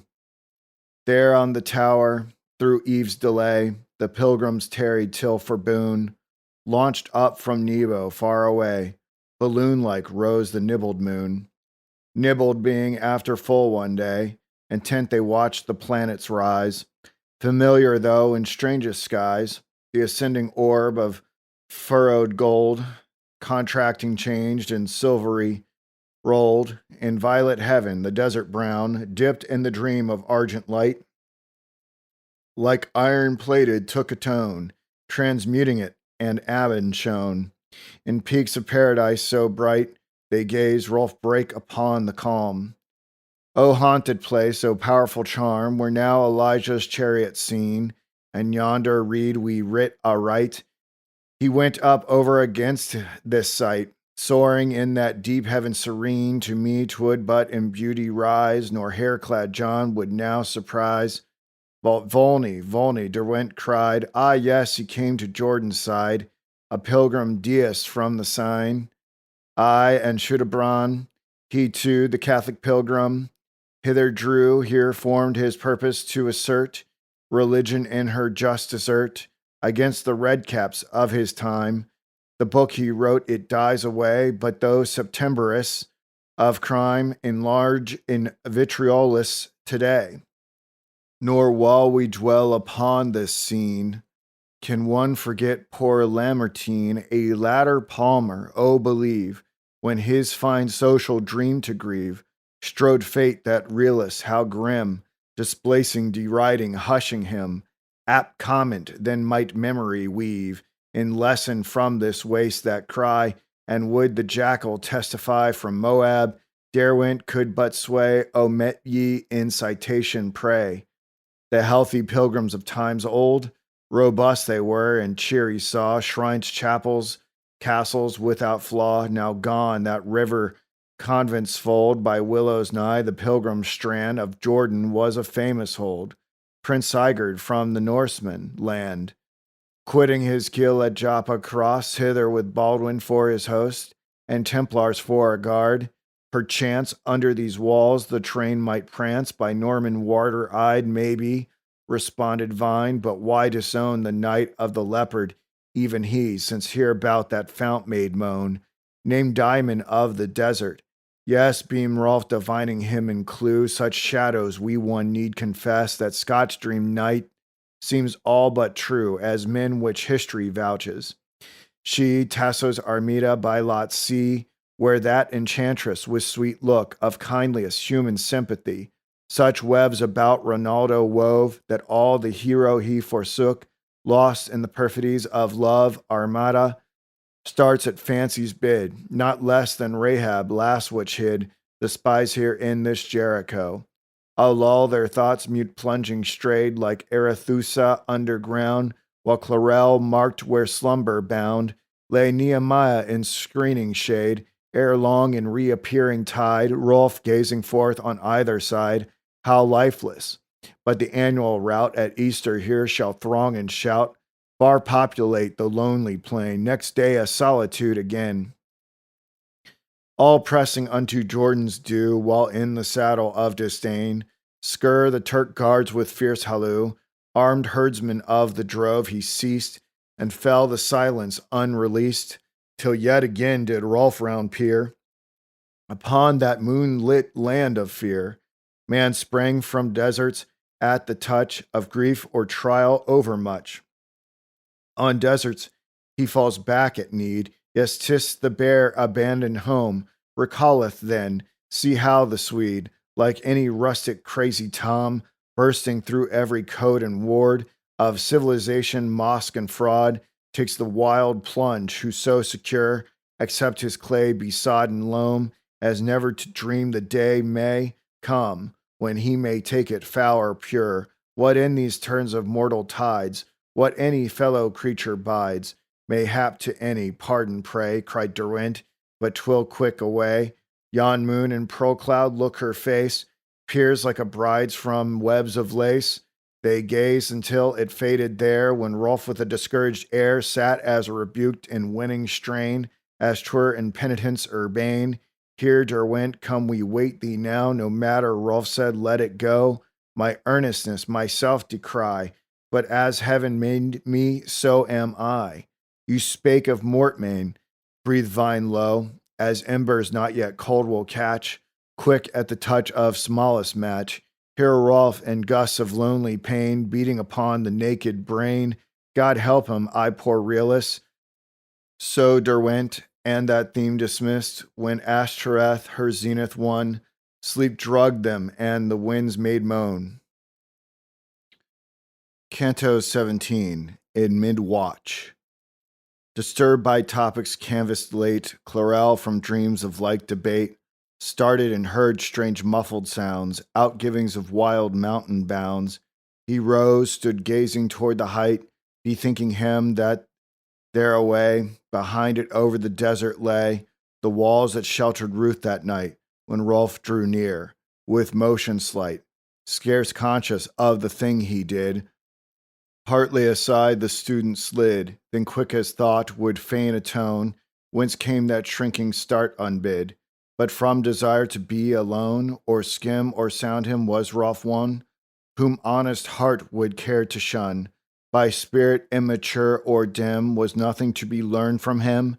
How frank seemed Rolf, yet Vine could lure, despite reserve which overture withstood even Clarel's late repealed, finding that heart a fountain sealed. But Rolf, however it might be, whether in friendly fair advance, checked by that start of dissonance, or whether wrapped in reverie, beyond a part he moved and leant, down peering from the battlement upon its shadow, then and there Clarel first noted in his air a gleam of oneness more than vines, the irrelation of a weed detached from vast Saragaso's mead, and drifting where the clear sea shines. But Clarel turned him and anew his thoughts regained their prior clue, when lo, a fog and all was changed, crept vapors from the sea of salt, overspread the plain, nor there made halt, but blurred the heaven as one estranged, who watches from the shore, till the white speck is seen no more, the ship that bears his plighted maid, then turns and sighs as fears invade. See here the student repossessed by thoughts of Ruth, with eyes late pressed, whither lay Salem close enwined, the mist before him, mist behind, while intercepting memories ran of chant and beer Armenian. Canto 18, the Syrian Monk. At early hour with Rolf and Vine, Clarel ascends a minor height, they overtake and lone recline, a strange wayfarer of the night, who twixt the small hour and the gray, with cruse and scrip replenished late, and Jericho at the wattled gate, had started on the upland way, a young strange man of aspect thin, from vigils which in fast begin, though, pinned together with the thorn, his robe was ragged, all and worn.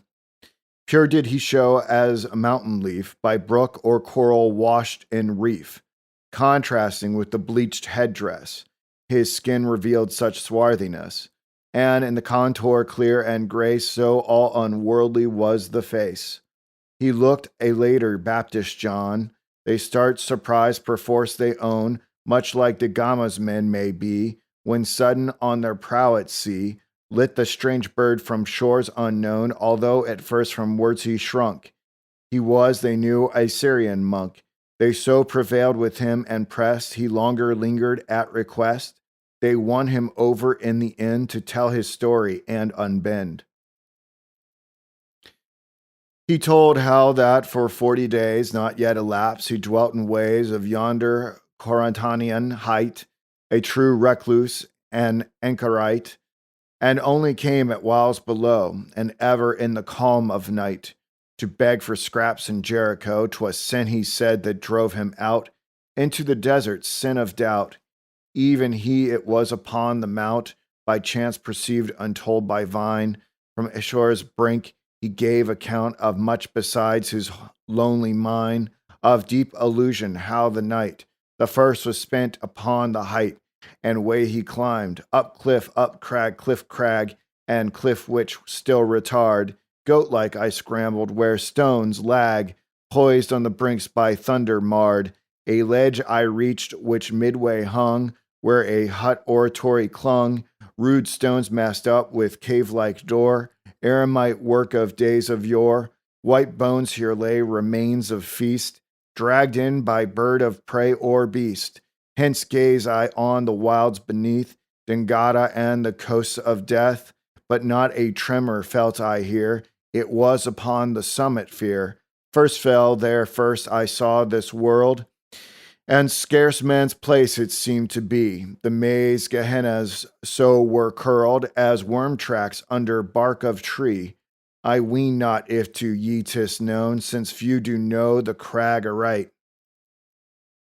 Years left unvisited and lone, that a wrecked chapel marks the site, where tempter and the tempted stood of old.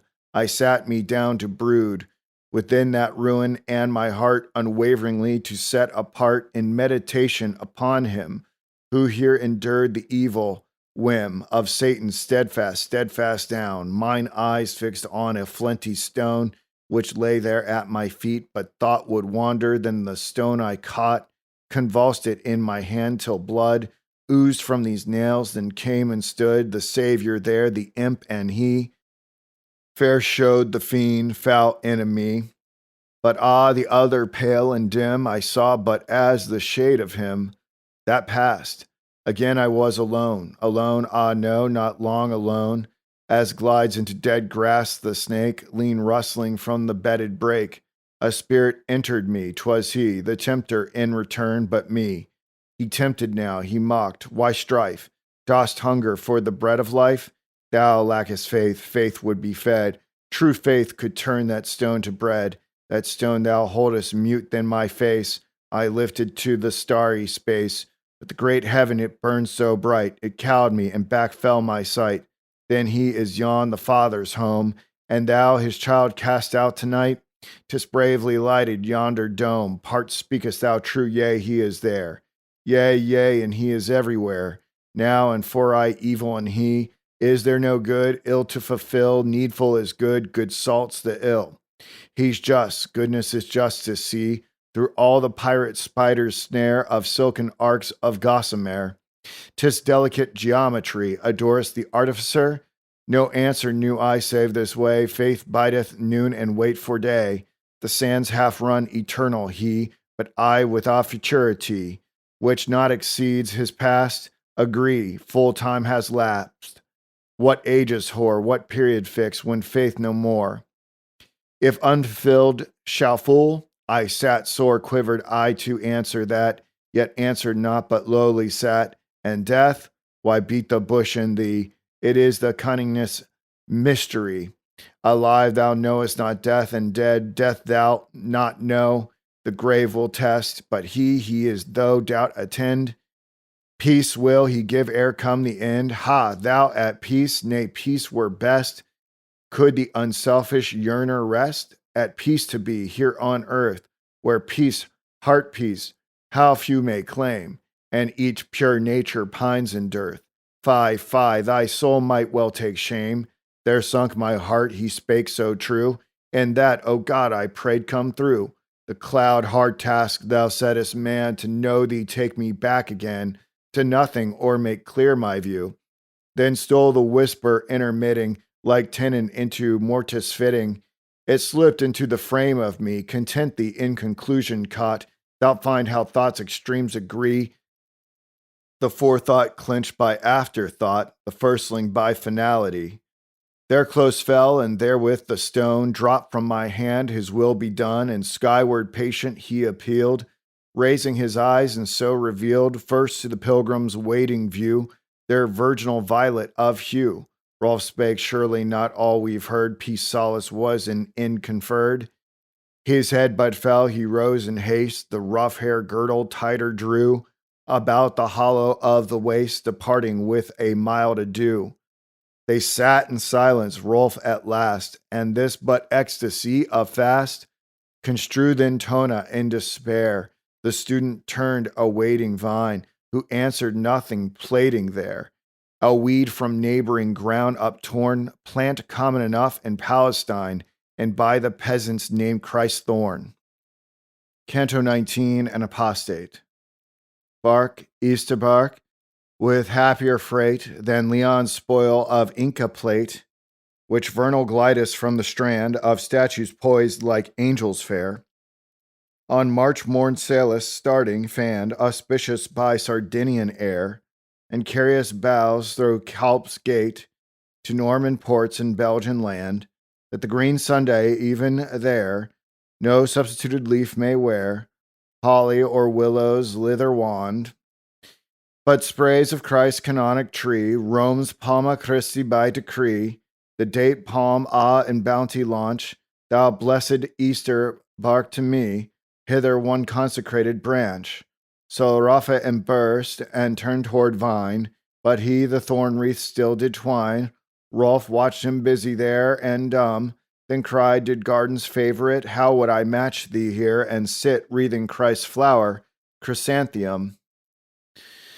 Ere long, the Syrian they view in slow ascent, and also, too, between him and the peak, one white, an Arab with a pouch nor light, a desert Friday to the one who went before him coming down, Shag Caruso by the mountain spur, this last, when he the votary meets, sad climbing slow, him loudly greets, stopping with questions which refer in some way to the crag of Mort, the crag, since thitherward his hand frequent he waves as with demand for some exact and clear report touching the place of his retreat aloft, as seemed in neutral plight. Some miss responds the anchorite. The wallet dropped beside his feet. These part master and man now ply yet down the slope, and he in van, round-shouldered and though gray yet spry, a hammer swung. I've met that man elsewhere, thought Clarel, he whose cry and jibe came up from the dung-gate in hollow when we scarce did wait, his nearer speech and wagging head, the saint and I, but not, he said. Hereof the stranger closer drew, and Rolf breathed, this now is a Jew, German I deem, but re-advised, an Israelite, say Hegelized, convert to science, for but see, the hammer, yes, geology. As now the other's random sight on Clarel mute and vine is thrown, he misinterprets their grave plight, and with a banter in the tone, amused he cries, now, yon height, come let it not alarm a mount whereof I've taken strict account, its first geologist believe. And if my eyes do not deceive, 'tis Jura limestone every spur, yes, and those signs, the rocks imprint, which of plutonic action hint. No track is found, I plump aver, of Pluto's footings, Lucifer. The punning mock and manner stirred repugnance in fastidious vine, but Rolf, who tolerantly heard, parlayed and won him to define at large his rovings on the height, the yester afternoon and night he'd spent there sleeping in a cave, part for adventure, part despite the superstition and outbrave.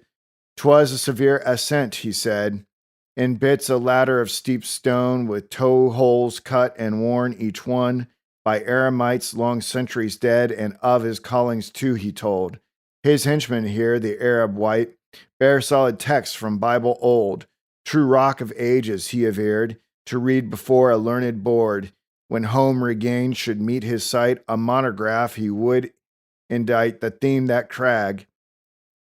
He went his way to win the tower, little they say, but Clarel started at the view, which showed opposed the anchorite, ascetical, and such a Jew. Canto 20, Under the Mountain. From of the Chaldees roved the man, priest, shepherd, prince, and pioneer, swart Bedouin in time's dusky van, even he which first with mind austere arrived in solitary tone, to think of God as one alone, the first which brake with earth and home, for conscience' sake, whom piety ruled, prosperity blessed, longevity schooled, and time and fullness brought to Mamre's tomb, arch founder of the solid base of Christendom. Even this, for why disown the debt, when vouchers be? Yet, our saving salt of grace is due, all to the east, nor least the Jew. Perverse if stigma then survive, elsewhere let such in satire thrive. Not here, quite other end is one, in picturing Margoth fallen son of Judah, him may Gabriel mend. Little for love or to unbend, but swayed by tidings, hard to sift, of robbers by the river drift, and force recruited, they suspend their going hence to Jordan's trees, released from travel in good hour, Nehemiah doze within the tower, uplands they range and woo the breeze. where crumbled aqueducts and mounds override long slopes and terraces, and shattered pottery abounds, or such would seem, yet may but be, the shards of tile like brick disperse, binding the wall or bulwark erst, such as in Kent still serve that end, and Richborough Castle by the sea, a Roman hold, what breadth of doom as of the worlds in strata pinned, so cosmic seems the wreck of Rome, not wholly proof to natural sway. Of serious hearts and manners mild, uncouthly Marga shared the way. He controverted all the wild, and in especial Sodom strand of marl and clinker, sirs, heed me, this total tract in Esau's hand, he waved the plain, the veil, lot see. It needs we scientists remand back from old theologic myth to geologic hammers, pray. Let me but give ye here the pith, as the Phlegrean fields no more, be full men as the spookish shore, where Jove felled giants, but are known the Solfatara and each cone volcanic to be but on a par with all things natural, even so Siddim shall likewise be set far from fable. Part overhearing this, there went in rear with Rolf, old Clo. We've heard all that, and long ago, conceit of vacant emphasis. Well, well, here archly, Rolf, but own how graceful your concession won. A score or two of years gone by, nor less therefrom, at need you'll fly. Allow scarce easy 'tis to hit each slippery turn of cleric wit. Derwent but laughed, then said, but he intelligence veneers his mind. Though rude, unprofitably keen, sterile, and with sterility self-satisfied, but this is odd. Not often do we hear you rail. The gown, it seems, does yet avail, since from the sleeve you draw the rod. But look, they lounge, yes, all recline, and on the site where havoc clove the last late palm of royal line, sad Montezuma of the grove, the mountain of the imp, they say, scowl at the freedom which they take, relax beneath his very lee. The bread of wisdom here to break, Margoth holds forth the gossip tells of things the prophets left unsaid, with master key unlocks the spells and mysteries of the world unmade. Then mentions Salem, stale is she, lay flat the walls, let in the air, that folk no more may sicken there. Wake up the dead, and let there be rails, wires from Oliver to the sea, with station in Gethsemane. The priest here flushed Rolf Rose, and how you go too far, a long Dutch mile behind the genius of our time. Explain that, pray, and don't you know Mambrino's helmet is sublime? The barber's basin may be vile, whether this basin is that helm to vast debate has given rise. Question profound for blinking eyes, but common sense throughout her realm has settled it. There, like Vane White, his fine things said, bidding friends good night, he to explore a rift they see, parted bequeathing as might be, a glance which said, again you'll pine, left to yourselves here in decline, missing my brave vitality. Canto 21, The Priest and Rolf. Derwent fetched breath, a healthy man, his lungs are of the soundest leather. Health's insolence in a saurian, said Rolf, with that they fell together. Probing the purport of the Jew, in last ambiguous words he threw, but Derwent, and in lenient way, explained it. Let him have his say, cried Rolf, for one I spare defiance with such a kangaroo of science. Yes, qualify, though, Derwent said, for science has her eagles too. Here musefully Rolf hung the head, then lifted eagles, I but few.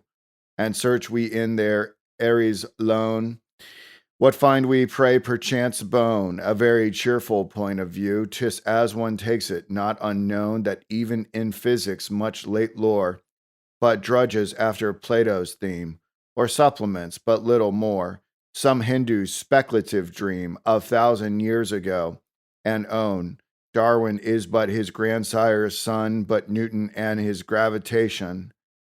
Think you that system's strong persuasion is founded beyond shock? Overmuch, 'twould seem for man a clod to clutch. God's secret so, and on a slate cipher all out and formulate the universe. You Pyrrhonist, why now perhaps you do not see? Your mind has taken such a twist. The claims of stellar chemistry, what's that? No matter, time runs on, and much that's useful, grant is won. Yes, but more's claimed. Now first they tell, the human mind is free to range. Enlargement, but where's the change? We're yet within the citadel, may rove in bounds and study out the insuperable towers about. Come, but there's many a merry man. How long since these sad times began that steadied Rolf wears no annoy? I too perchance can take a joy, yet scarce in solitude of thought, together symbols need be brought, ere mirth is made, the wight alone, who laughs is deemed a witless one, and why, but that will leave unsought? By all means, O ye frolic shapes, thou dancing fawn, thou fawn with grapes, what think ye of them? Tell us, pray. Find mellow marbles, but their hint, a mine as deep as rich the mint, of cordial joy and nature's sway, shared somewhere by anterior clay, when life was innocent and free. Methinks 'tis this they hint to me. He paused as one who makes review of gala days, then warmly to, whither has fled thou deity so genial in thy last and best avatar, so ripe in form, pure as the sleet, as roses warm, our earth's unmerited fair guest, a god with peasants went abreast, man clasped a deity's offered hand, and woman ministrant was then, how true even in Magdalene, him following through the wildling flowers, by lake and hill or glad detained, in Cana ever out of doors, ere yet the disenchantment gained. What dream they knew, that primal band of gypsy Christians, but it died. Back rolled the world's effacing tide, the world by him denounced, defined, him first set off and countersigned, once and for all as apostle to honest children of the light. But worse cam, creeds, wars, stakes, O men, made earth inhuman, yes, a den. Worse for Christ's coming, since his love, perverted, did but venom prove. In part that's past, but what remains after fierce seethings, golden grains? Nay, dubious dregs, be frank and own, opinion eats, all crumbles down.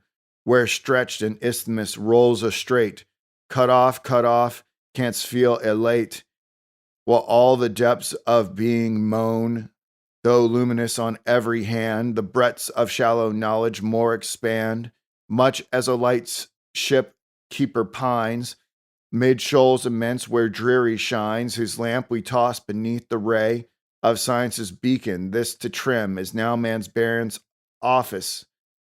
Nay, starting abrupt this earnest way, I hate, let doubt alone best skim, not dive. No, no, cried Derwent gay, who late upon acquaintance more took no mislike to Rolf at core, and fain would make his knell a chime, being pledged to hold the palmy time, of hope at least not to admit that serious check might come to it. No sun doubts root, 'twill fade, and for thy picture of the prime, green Christianity in glade, wide let it pass, 'tis good in sooth, who summons poets to the truth, how vine sidelong regarded him, as 'twere in envy of his gift, for light disposing so to skim, Clarel surmised the expression's drift, thereby anew was led to sift, good Derwent's mind for Rolf's discourse. Prior recoil from Margot's jeer was less than startled shying here, at earnest comments, random force, he shrunk but owned 'twas weakness mere. Himself he chid, no more for me.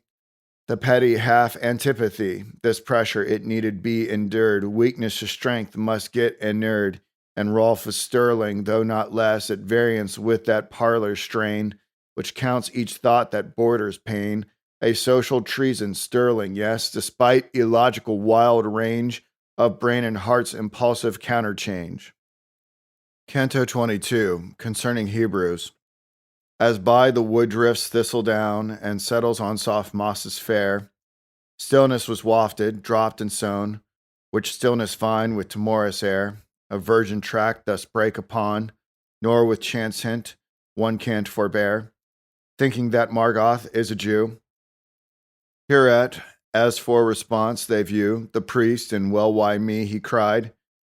With one consent, why turn to me? Am I professional? Nay, free. I grant that here by Judas' side, queerly it jars with frame implied, to list this geologic Jew, his way Jehovah's world construe, and Gentile 'twould not seem so odd, but here may preconceptions thrall.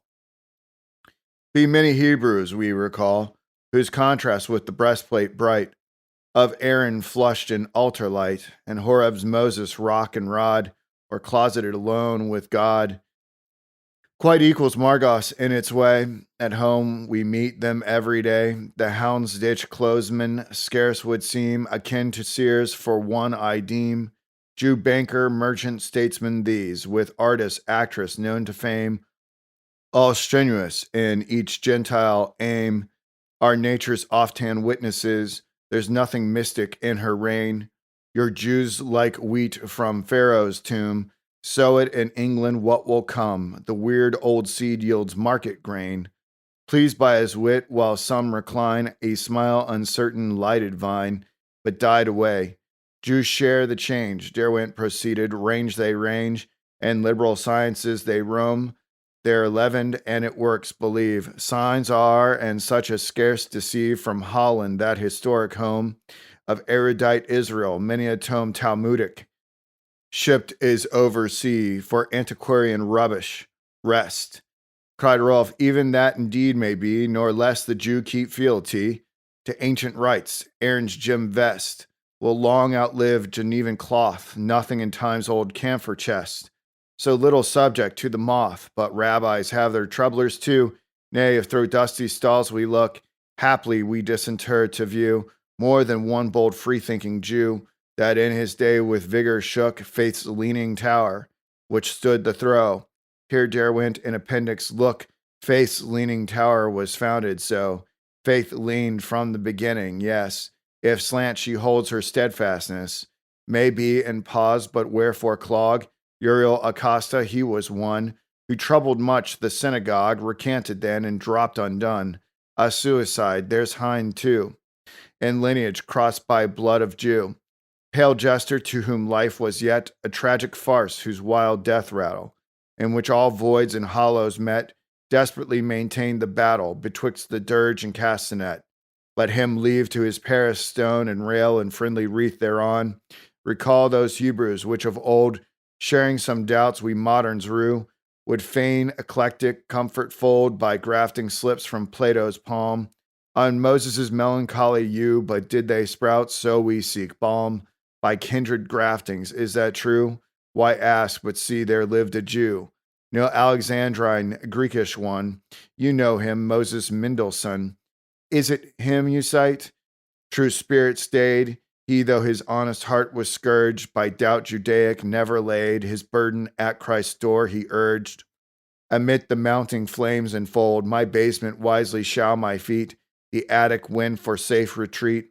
And he said, that poor man, he's cold, but was not this that Mendelssohn, whose Hebrew kinswoman,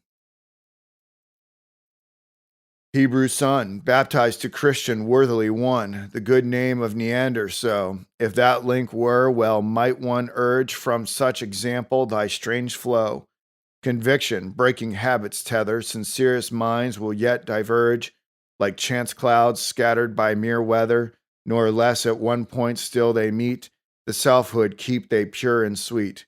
But Margoth in reminder here breathed vine as if while yet the ray lit Rolf to try his further cheer.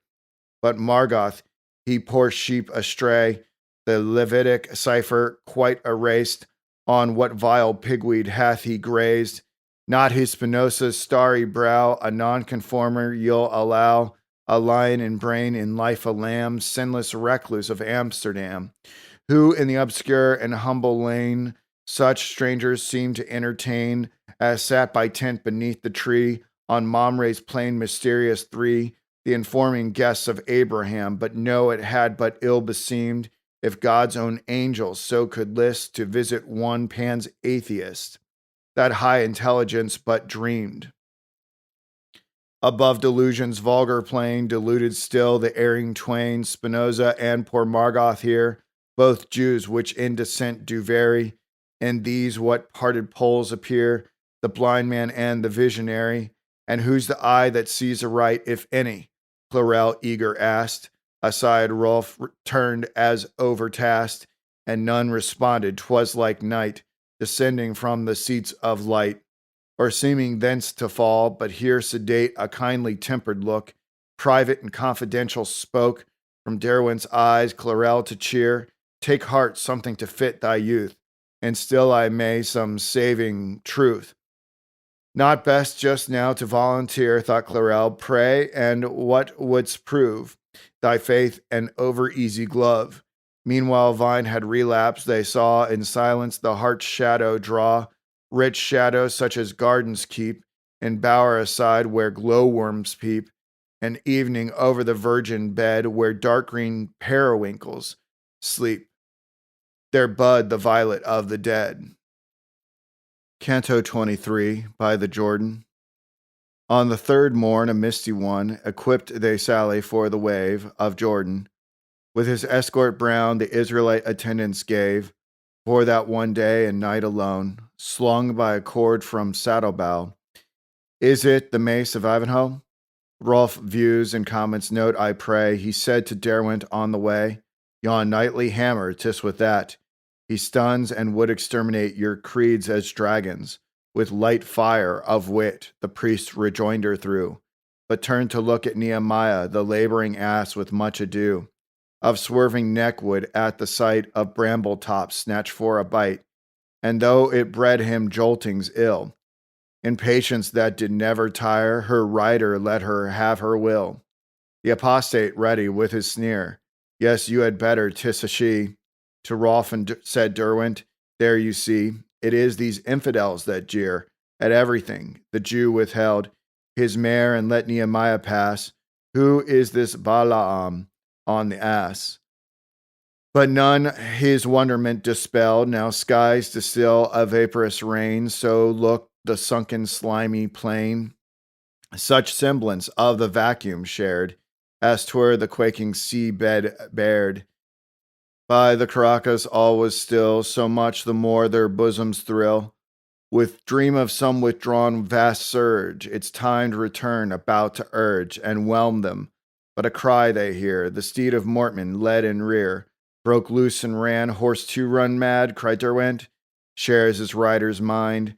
His rider late shunned both their kind, poor Swede, but where was it he said we should rejoin? 'Tis by Lot's sea. Remember and pray heaven it be. Look, the steeds caught. Suspicious ground they skirt with ugly bushes crowned, and thereinto against surprise the vigilant spy he throws his eyes, to take if distant chance a bond. Jalea looks forward and beyond. At this some riders feel that awe which comes of sense of absent law, and irreligious humankind, relapsed, remanded, reassigned, to chaos and brute passions blind. But is it Jordan, Jordan dear, that doth that evil bound define, which borders on the barbarous sphere? Jordan, even Jordan's stream divine, in Clarel ran such reverie here. Belecks his flint adjusts and writes, sharp speaks unto his Bethlehemites, then signaled by Jalea through air, surveys the further ridges bare, foreshortened against a long-sloped height, beyond the wave whose wash of foam beats to the base of Moab home. 7 furious horsemen fling their flight, like eagles when they launching rush, to snatch the prey that hies to bush. Dwarfs so these look while yet afar, descried but trusting in their star. Onward a space the party push, but halt is called, the Druze rides on. Bids Belek stand and goes alone. Now for the nonce those speeders sink, viewless behind the arborous brink. There too the staid one rides, peers in, then waves a hand, they gain his side, meeting the river's rapid tide. Here sluicing through embowered ravines, such as of yore was Midian's screen, for rites impure, facing and near, across the waves which intervene. In shade the robbers reappear, swart sinuous men on silvery steeds, abreast save where the copse impedes, at halt and mute and in the van, confronting them with lengthy gun, athwart the knee and hand thereon, Jejela waits, the mare and man show like a stone equestrian, set up for homage, over there 'twas hard for mounted men to move, among the thickets interwove, which dipped the stream and made a snare, but undeterred the riders pressed this way and that among the branches, picking them lanes through each recess, till backward on their settling haunches the steeds withstand the slippery slope, while yet their outflung forefeet grope, thin like sword plush that ends in lunge, the slide becoming a weltering plunge. The willows drip, the banks resound, Daihalu and with spray are crowned.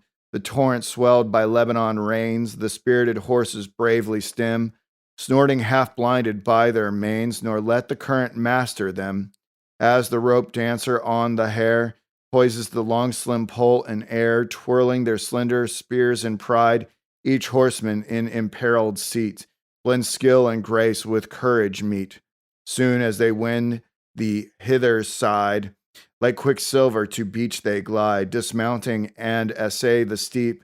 The horses led by slackened rein, slippery foothold ill they keep, to help a grim one of the band, good Nehemiah with mickle strain. Down reaches a decrepit hand, the sheik ignores it, bandit done, foremost in stride as first in rank, rejects it, and the knoll is won. Challengingly, he stares around, then stakes his spear upon the bank, as one reclaiming rightful ground, like otters when to land they go, riders and steeds, how sleekly show. The first inquiring look they trace is gun by gun, as face by face. Salute they yield, for arms they view, inspire respect sincere and true. Meantime, while in their bearing shows the thought which still their life attends, and habit of encountering foes, the thoughts that strangers scarce are friends, what think the horses Czar must needs. Be sociable, the robber steeds, she whinnies too, even fain would sway, neck across neck in lovesome way. Great Solomon of rakish strain, trumpets would be Don John again. The sheik without a moment's doubt, the Jalea for captain singles out, and after parley brief would fain handle that pistol of the guide, the new revolver at his side, the Drew's assents, nor shows surprise, barrel cap screw the Arab tries, and the contrast needs his own, alack for his poor lance and gun, through heirlooms both the piece and stock, half honeycombed with cumbrous lock, the spear like some crusader's pole, dropped long ago when death's damp stole over the night in Richard's host, then left to warp by acre lost, dry rib of lance, but turning now upon his sweetheart he was cheered, her eye he met, the violet glow, peaked ear, the mane's redundant flow, it heartened him and round he veered, elate he shot a brigand glare, I Ishmael have my desert mare. Elicited by contact's touch, tyrannous spleen vexed Belix much, misliking in poor tribe to mark, freedom unawed, and nature's spark, with tutoring glance a tempered fire, the Druze repressed the illiberal ire. The silvered saint came gently near, meekly intrepid, tract in hand, and reached it with a heart sincere. Unto the sheik whose fingers spanned the shrewd revolver, loath to let that coveted bauble go as yet. Nay, breathed the Druze, and gently here. The print he likes not, let him be. Pray now, he deems it sorcery. They drew him back in rufflement. The sheik threw round a questioning eye. Jalea explained and drew more nigh, recalling him to old content. Regained the weapon, and from stores kept for such need wary, he pours a dole of powder. So they part, recrossing Jordan, horse and gun, with warrior cry and brandish dart, where in the years whose goal is won, the halcyon teacher waded in with John. Canto 24, The River Right. And do the clear sands pure and cold at last each virgin elf enfold? Under what drift of silvery spar sleeps now thy servant holy rude, which in the age of brotherhood, approaching here Bethabara, by wilds the verse depicted late, of Jordan caught a fortunate, fair twinkle starry under trees, and with his crossed palms heartward pressed, bowed him or dropped on reverent knees, warbling that hymn of beauty blessed. The Ave Mera Stella, lo, the mound of him do field mice know. Nor less the rite a rule serene, appropriate in tender grace, became the custom of the place, with each devouter frank a truce, here following the din profuse of Moab swimming robbers keen, Rolf, late enamored of the spell of rituals olden, thought it well to observe the Latin usage look, showing a small convenient book, in vellum bound, embossed thereon, tween angels with a rosy crown. Vile Cecilia on a throne, thanks Friar Benignus, Muscatel, thy gift I prize given me in cell of St. John's convent, comrades come. If heaven delight in spirits glad, and men were all for brothers made, grudge not, beseech to joy with Rome, and launch the hymn, quick to rejoice, the liberal priest lent tenor voice, and marking them in cheery bloom, on turf inviting even vine, ravished from his reserve supine, drew near and overlooked the page, all self-surprised he overlooked, joining his note impulsively, yet flushing seemed to scarce he brooked, this joy was joy and novelty, fraternal thus the group engage, while now the sun obscured before, illumed for time the wooded shore, in tribute to the beach and tide, the triple voices blending glide, assimilating more and more till in the last subscriptive line, which thrones the Father, lauds the Son, came concord full completion fine, rapport of souls and harmony of tone. Meantime Nehemiah, eager bent, instinctive caught the sentiment, but checked himself and in mixed mood, uncertain or relapsing stood, till ere the singers ceased to thrill, his joyous state, how cometh this? True feeling, steadfast faith are his, while they at best do but fulfill a transient aesthetic glow. Knew he at last, could he but know? The rite was alien, that no form approved was his, which here might warm. Meet channel for emotions tied, apart he went, scarce satisfied, but presently slipped down to where the river ran, and tasting spare, not quaffing, sighed, as sugar sweet, though unsweet was it from the flow of turbid troubled waters fleet. Now Margoth, who had paced the strand, gauging the level of the land, computing part the Jordan's fall from Merim's spring, and therewithal had ended with a river sip, which straight he spewed, here curled the lip, at hearing Nehemiah the fool meek and fulsome like to this, too old again to go to school, was never wonder who he is. I'll ask myself, who art thou? The chief of sinners, lack-a-day. I think so too, and moved away, low muttering in his ill content at that so Christian bafflement, and hunted up his sumpter mule, intent on lunch. A pair hard by he found, the third some person sly in deeper shade had hitched, more cool. This was that mule whose rarer wine and pannier slung and blushing shy, the Thessalonian did decline away with him in flight to take, and friendly gave them when farewell he spake. Canto 25, the Dominican. Ah, Rome, your tie may child clean part, nay tugs the mother at the heart. Strange voice, that was which three there heard, reclined upon the bank they turned, and he, the speaker of the word, stood in the grass with eyes that burned. How eloquent upon the group, here urging on before our troop. He said, I caught your choral strains, spurred quicker, lighted, tied my mule behind yon clump, and for my pains meet three I ween who slight the rule of Rome, yet thence do here indeed, through strong compulsion of the need, derive fair right, or may I err?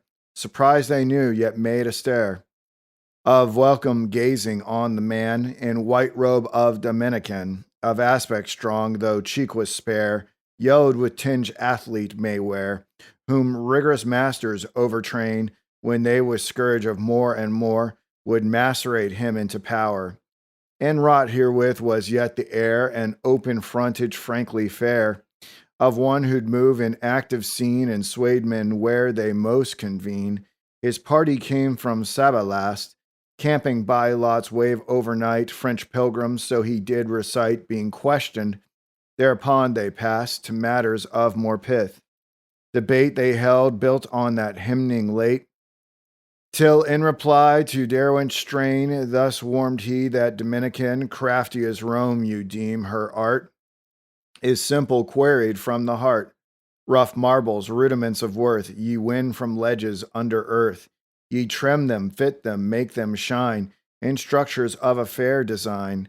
Well fervors as obscure in birth, precious though fleeting in their dates, Rome calls, adapts, perpetuates, and ordered rites 'tis these supply means to the mass to beautify the rude emotion, lend meet voice to organs which would fain rejoice, but lack the song and oft present to sorrow bound on instrument, which liberates each hope, each fear, between the christening and the bier.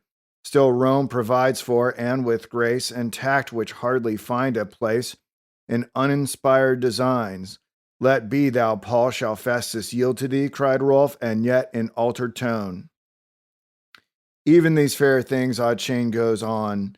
Change, yes, but not with us en route. Sword hilts rap at the Vatican, and lo, an old man comes out. What would ye change? I never change. Things changing not when all things change. Need perish, then, one might retort, nor err. I things of human sort, Rome superhuman? As ye will. Brave schemes these boyish times instill. But Rome has lived 1,000 years, shall not 1,000 years no more than nonage may? Then all the cheers, which hail the good time deemed at door, are but the brayings which attest the foolish many-headed beast. Hardly that inference I own, the people once elected me to be their spokesman. In this gown I sat in legislative hall, a champion of true liberty. God's liberty for one and all, not Satan's license. Mine's the state of a staunch Catholic Democrat. Indulgent here was Derwent's smile. Incredulous was Rolf's, but he hardly those terms ye reconcile. And yet what is it that we see? Before the church our human race stand equal, none attain to place therein through claim of birth or fee. No monk so mean but he may dare aspire to sit in Peter's chair. Why true, said Derwent, but what then? That sums not all. And what think men? And briefly more about the rot of Rome in Luther's time, the canker spot. Well said the monk, I'll not gainsay. Some things you put, I own the shame. Reform was needed, yes, and came. Reform within, but let that go. That era's gone. How fares it now? Melanchthon was forecast by thee, who fain had tempered Luther's mind, this riot of reason quite set free, sex bisected, sex disbanded, into plain deists, underhanded? Against all this stands Rome's array. Rome is the Protestant today. The red republic slinging flame in Europe, she's your scarlet dame. Rome stands, but who may tell the end? Relapse barbaric may impend. Dismission into ages blind, moral dispersion of mankind. Ah, God, and dropped upon the knee these flocks which range so far from thee. Ah, leave them not to be undone. Let them not cowerish twixt the sea and storm, in panic crowd and drown. He rose, resumed his previous cheer, with something of a bearing sweet. Brother, said Derwent friendly here, I'm glad to know ye, glad to meet, even though in part your Rome seeks ends, not mine, but see where there pass your friends. Call they your name? Yes, yes, he said, and rose to loose his mule. You're right. We go to win the further bed of Jordan by the convent site. Parting word, methinks ye hold, reserved objections I'll unfold but one. Rome being fixed in form, unyielding there, how may she keep adjustment with new times, but deep below rigidities of form, the invisible nerves and tissues change, adaptively as men that range from clime to clime, from zone to zone, say Russian hosts that menace end. Through all vicissitudes still find the body acclimate itself, while form and function hold their own, again they call. Well, you are wise, enough you can analogize, and take my meaning, I have done. No one more point, science but deals with nature, nature is not God. Never she answers our appeals, or if she do but mocks the clod, call to the echo, it returns. the word you send, how thrive the ferns about the ruined house of prayer. In woods one shadow falleth yet from Christian spire, Turk minaret. Consider the indifference there, 'tis so throughout. Shall science then, which solely dealeth with this thing, named nature, shall she ever bring one solitary hope to men? 'Tis Abba, Father, that we seek, not the artificer. I speak, but scarce may utter. Let it be. Adieu. Remember, oh, not me, but if with years should fail delight, as things unmask abroad and home, then should ye yearn in reason's spite, remember hospitable Rome.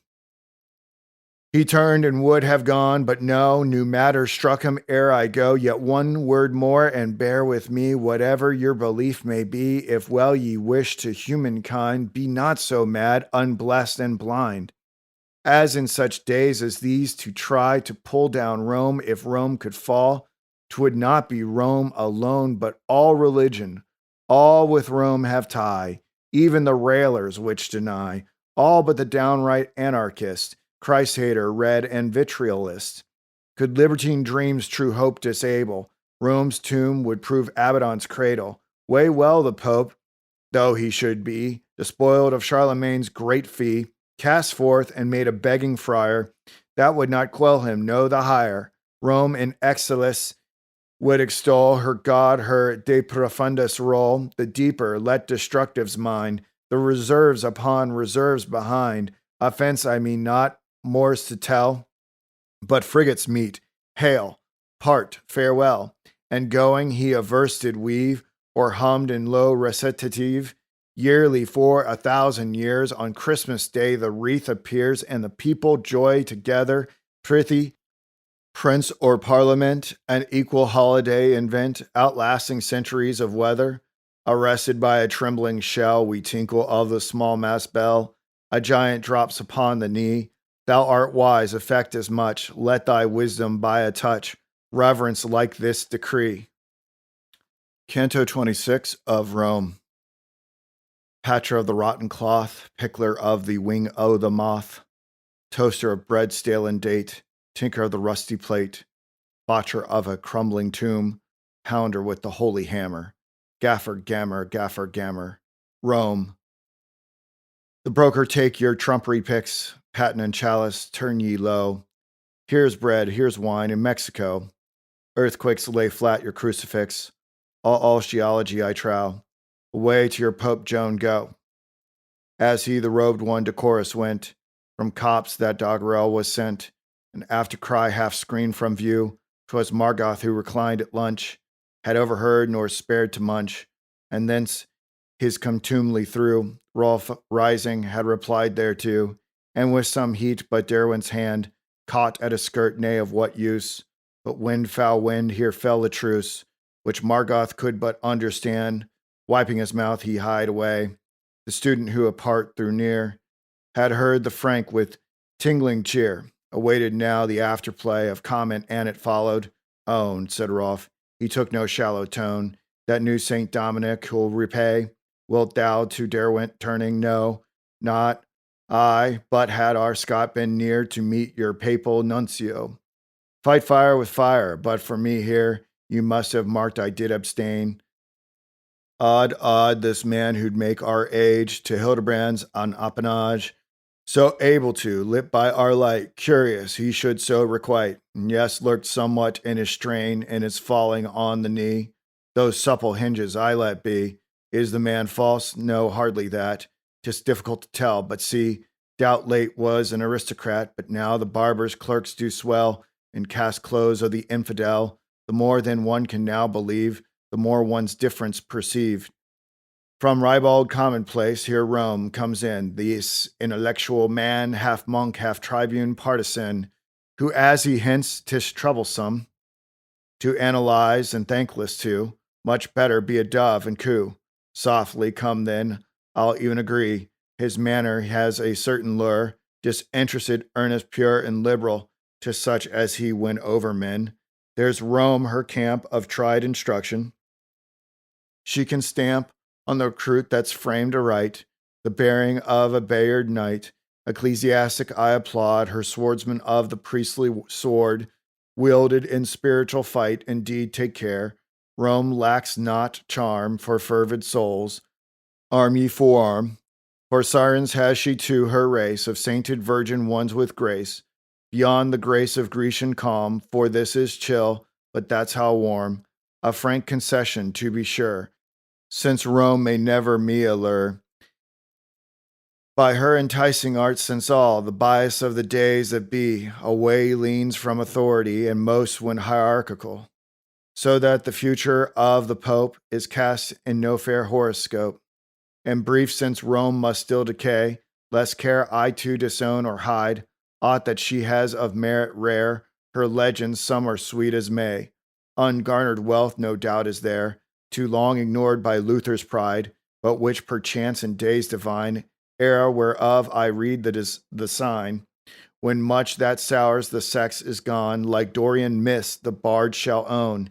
Yes, prove the poet's second mine. All that, said Rolf, is very fine, but Rome subsists, she lives today. She reaffirms herself her sway. Seductive draws which rich minds away. Some pastures too yield many a rover, sheep, and shepherd running over. Such sheep and shepherds let them go, they are not legion, and you know what draws little imports it all, overbalanced by that tidal fall of Rome and southern Europe come. If the tide fall or here or there, be sure 'tis rolling in elsewhere. So oceanic then is Rome, nay, but there's ample sea verge left.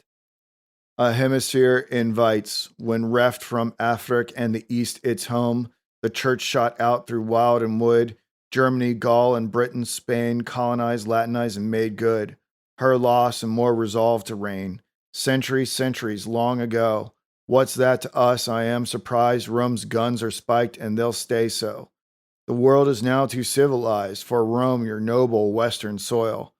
What that be given up for spoil? Too, there is an unforeseen fate, never gives a guarantee that she'll abstain from aught, and men get tired at last of being free, whether in states or creeds. For what's the sequel, verily? Laws scribbled by lawbreakers' creeds, scrawled by the free thinkers and deeds, shameful and shameless, men get sick under that curse of Frederick the cynical. For punishment, this rebel province I present to the philosophers, but how? Whole nations now philosophize, and do their own undoing now.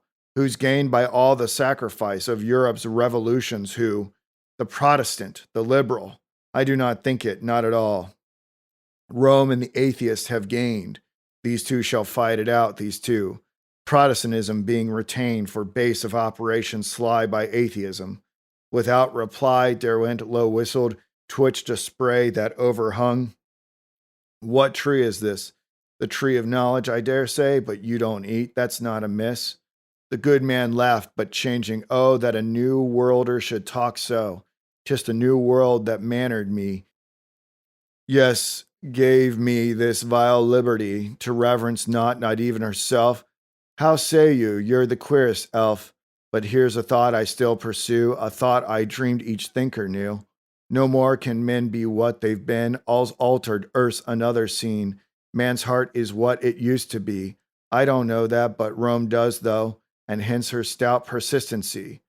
What mean her readopted modes, even in the enemy's abodes, their place old emblems reassume, she bides content to let but blow among the sects that peak and pine, incursions of her taking bloom, the censer's musk, 'tis not the vine evangelic, branching out in fruitful latitude benign, with all her bounty round about, each cluster shaded or in sun, still varying from each other one, but all true members, all with wine, derived from Christ their stem and stock. 'Tis scarce that vine which doth unlock the fragrance that you hint of. No, the Latin plant don't flourish so. Of sad distemper 'tis the seat. Pry close, and startled you shall meet parasite bugs, black swarming ones. The monks you jest thinned out, those drones, considerate, uncommitted eyes, charged with things manifold and wise. Rolf turned upon good Derwent here, then changed. Fall back we must, yon mule. With pannier come in stream will cool the wine ere quaffing muleteer. Canto 27, Vine and Clarel. While now to serve the pilgrim train, the Arabs willow branches hew, or palms they serve in dearth of true, or kneeling by the margin stoop to brim memorial bottles up, and the Greeks' wine entices to, apart see Clarel here incline, perplexed by that Dominican, nor less by Rolf, capricious man, I cannot penetrate him, Vine. As were Venetian slats between, he espied through a leafy screen. Luxurious there in umbrage thrown, light sprays above his temples blown, the river through the green retreat, hurrying, reveling by his feet. Vine looked an overture, but said nothing till Clarel leaned, half laid. Beside him then we dream or be in Sylvan John's baptistery. May Pisa's equal beauty keep, but how bad habits persevere. I have been moralizing here. Like any imbecile as thus, look how these willows overweep. The waves and plain fleet so from us, and wherefore, whitherward away? Your best is here where wildlings sway, and the light shadows blown about. Ah, tarry, for it hands a sea whence ye shall never issue out. Once in, they sing back, so let be. We madcaps hymn it as we flow. Short life and merry, be it so. Surprised at such a fluent turn, the student did but listen, learn. Putting aside the twigs which screened, again Vine spake and lightly leaned. Look in yon vault so leafy dark, at deep end lit by gemmy spark of mellowed sunbeam in a snare. Over the stream I just through there. The sheik on that celestial mare shot fading, clan of outcast Hagar. Well do ye come by spear and dagger, yet in your bearing ye out ye are western redmen, chiefs that stalk in mud paint whirl the tomahawk, but in these Nimrods noted you the natural language of the eye, burning or liquid flame or dew, as still the changeable quick mood made transit in the wayward blood. Methought therein one might espy, for all the wildness, thoughts refined by the old Asia's dreamful mind. But hark, a bird, pure as the rain, which diamondeth with lucid grain, the white swan in the April hours, floating between two sunny showers upon the lake, while buds unroll, so pure, so virginal, in shrine of true unworldliness looked Vine. Ah, clear, sweet ether of the soul, mused Clarel, holding him in view. Prior advances unreturned, not here he recked of while he yearned. Oh, now but for communion true, enclose, let go each alien theme. Give me thyself, but Vine at will, dwelling upon his wayward dream, nor as suspecting Clarel's thrill of personal longing rambled still. Methinks they show a lingering trace of some quite unrecorded race, such as the book of Job implies. What ages of refinings wise must have forerun what there is writ, more ages than have followed it. At Leda late, as chance would have, some tribesmen from the south I saw, their tents pitched in the Gothic nave, the ruined one, disowning law, not lawless live they, no indeed, their chief why one of Sydney's clan, a slayer, but chivalric man, and chivalry, with all that breed, was Arabic or Saracen, in source they tell, but as men stray further from Ararat away, pity it were did they recede in carriage manners and the rest, but no, for ours the palm indeed in bland amenities far west. Come now for pastime let's complain, grudge thanks Columbus for thy main, put back as 'twere assigned by fate, to fight crude nature over again. By slow degrees we recreate, but then alas in Arab camps, no lack they say, no lack of scamps. Divided mind knew Clarel here, the heart's desire did interfere, thought he how pleasant in another, such sallies, or in thee if said, after confidings that should wed our souls in one, ah, call me brother. So feminine his passionate mood, which long is hungering unfed, all else rejected or withstood. Some inklings he let fall, but no, here over Vine there slid a change, a shadow such as thin may show, gliding along the mountain range and deepening in the gorge below. Does Vine's rebukeful dusking say, Why on this vernal bank today, why bring oblations of thy pain to one who hath his share here fain, would lap him in a chance reprieve? Lives none can help ye that believe. Art thou the first soul tried by doubt? Shalt prove the last? Go live it out. But for thy fonder dream of love and man toward man the soul's caress, the negatives of flesh should prove, analogies of non-cordialness and spirit, even such conceits could cling to Clarel's dream of vain surmise and imputation full of sting, but glancing up unwarned he saw what serious softness in those eyes! Bent on him, shyly they withdraw. Enslaver, wouldst thou but fool me with bitter, sweet, sly sorcery? Pride's pastime, or wouldst thou indeed, since things unspoken may impede? Let flow thy nature, but forbar. Nay, dizzard sick these feelings are. How findest place within thy heart for such solicitudes apart? From ruth, self-taxings but a sign, came here indicative from Vine, who with a reverent hushed air his view directed toward the glade, beyond wherein a niche was made of leafage and a kneeler there, the meek one, on whom as he prayed, a golden shaft of mellow light, oblique through vernal cleft above, and making his pale forehead bright, scintillant fell by such a beam from heaven descended erst the dove, on Christ emerging from the stream, it faded, 'twas a transient ray, and quite unconscious of its sheen, the suppliant rose and moved away, not dreaming that he had been seen. When next they saw that innocent, from prayer such cordial had he won, that all his aspect of content, as with the soil of gladness shone, less aged looked he, and his cheer took language and action here, the train now mustering in line, each pilgrim with a river palm in hand, except indeed the Jew, the saint, the headstall need entwine with wreathage of the same when new. They issued from the wood no charm, the ass found in such idle gear, superfluous with her long ear. She flapped it off, and the next thrust of hoof imprinted it in dust. Meek hands mused vine, vainly ye twist, fair garland for the realist, the Hebrew noting whither bent Vince's glance a word in passing lent. Ho, tell us how it comes to be that thou who rankest not with beginners, regard have for yon chief of sinners, so names he himself.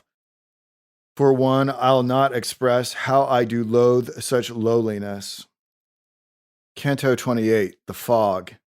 Southward they file, 'tis Pluto's park, beslimed as after baleful flood, a nitrous filmed in pallid mud, with shrubs to match, salt specks they mark, or mildewed stunted twigs unclean, brushed by the stirrup, Stygian green, with shriveled nut or apple small, the Jew plucked one like a fuzzball.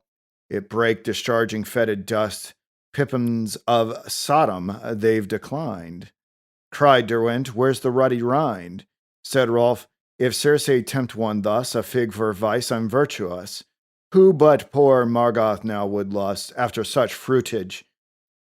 See, but see, what makes our Nehemiah to be so strange? That look returns to him which late he wore by Ashur's rim. Over pale hollows, foully smeared, the saint hung with an aspect weird. Yea, here it was, the kings were tripped, these the slime pits where they slipped, Gomorrah's lord and Sodom's low. What's that? Asked Derwent, you should know. Said Rolf, your scripture lore revived, the 4 kings strove against the 5, in Siddim here. Ah, Genesis, but turn, upon the other hand, see here another not remiss. 'Twas Margoth raking there the land, some minerals of noisome kind, he found and straight to pouch consigned. The chiffonier, cried Rolf, even Graham, Milcom, and Kimosh scowl at him. Here nosing underneath their lee of pagod heights, in deeper dale, what canker may their palms assail? Spotted they show, all limp they be.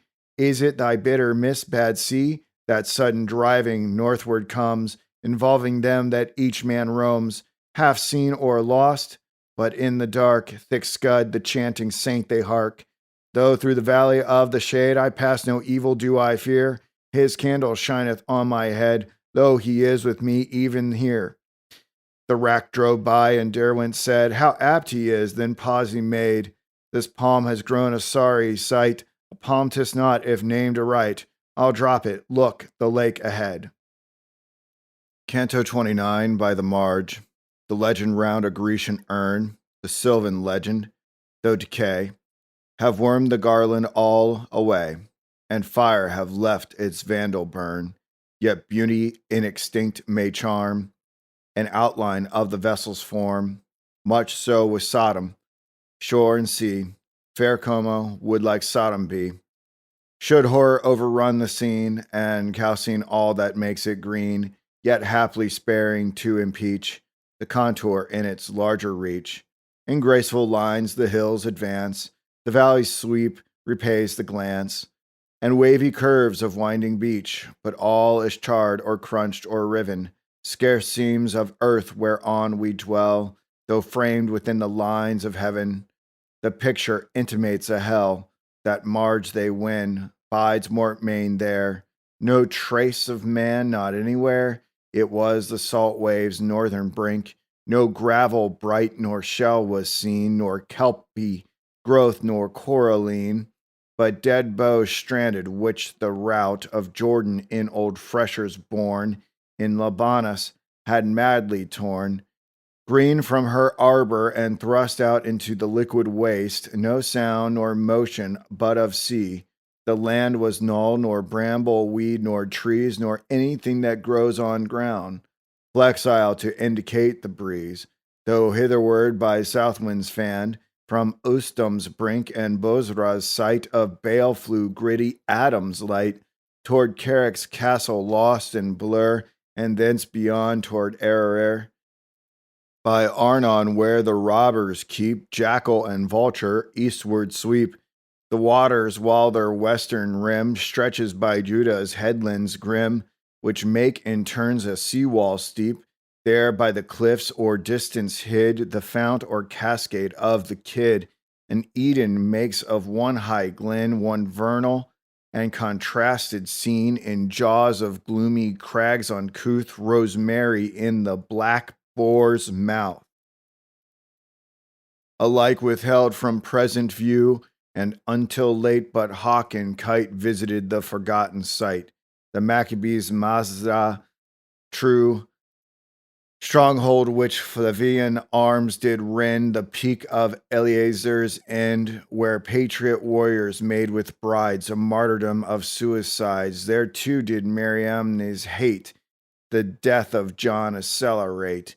A crag of Ferris phallus weather, famous and infamous together.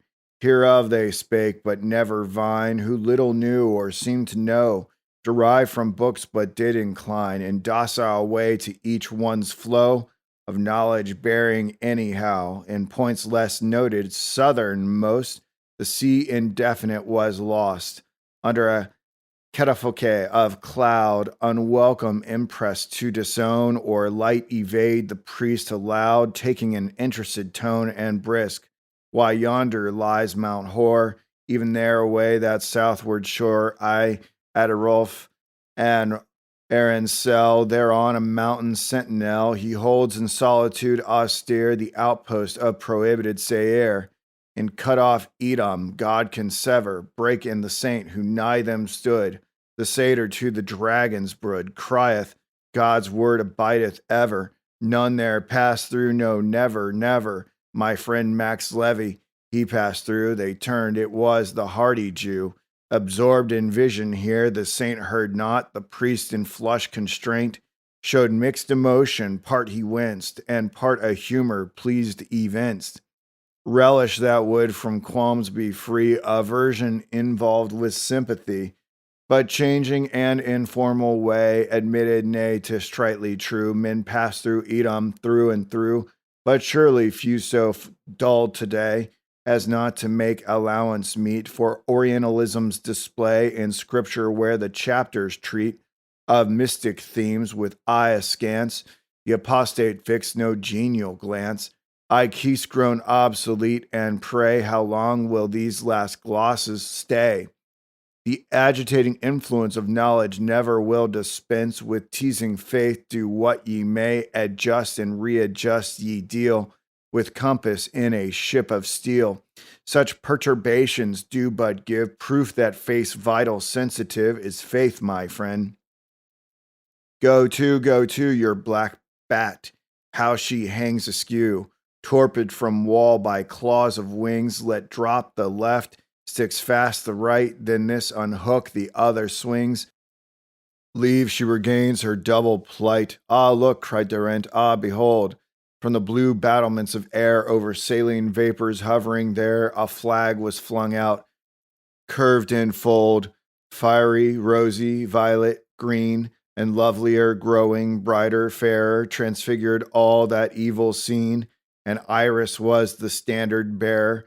None spake as in a world made new, with upturned faces they review that oriflamme, the which no man would look for in such clime of ban. 'Twas northern, and its homelike look touched Nehemiah, he late with book, gliding from Margot's dubious sway, was standing by the ass apart, and when he caught that scarf of May, how many a year ran back his heart. Sighs hang in orchard haycocks loom, after eve showers the moss roofs gloom.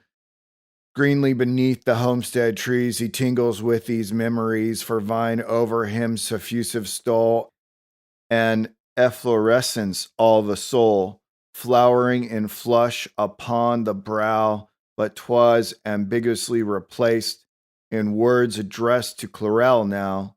Yonder the arch dips in the waste, thither and win the pouch of gold. Derwent reproach him, ah, withhold. See, even death's pool reflects the dyes. The rose upon the coffin lies. Brave words, said Margoth, plodding near. Brave words, but yonder vows forsworn. The covenant made on Noah's morn. Was that well kept? Why, hardly here, where whelmed by fire and flood, they say, the townsfolk sank in after day. Yon sign in heaven should reappear. They heard, but in such torpid gloom, scarcely they recked, for now the bloom vanished from sight, and half the sea died down to glazed monotony. Crave solace here, would Clarel prove, recalling Ruth her glance of love, but nay, those eyes so frequent known to meet and mellow on his own. Now in his vision of them swerved, while in perverse recurrence ran dreams of the beer Armenian. Against their sway his soul he nerved. Go goblins, go each funeral thought, bewitchment from this Dead Sea caught. Westward they move and turn the shore, southward till where wild rocks are set. Dismounting they would fain restore ease to the limb, but haunts them yet a dumb dejection lately met. Canto 30 of Petra. The city red in cloudland lies yonder, said Durant.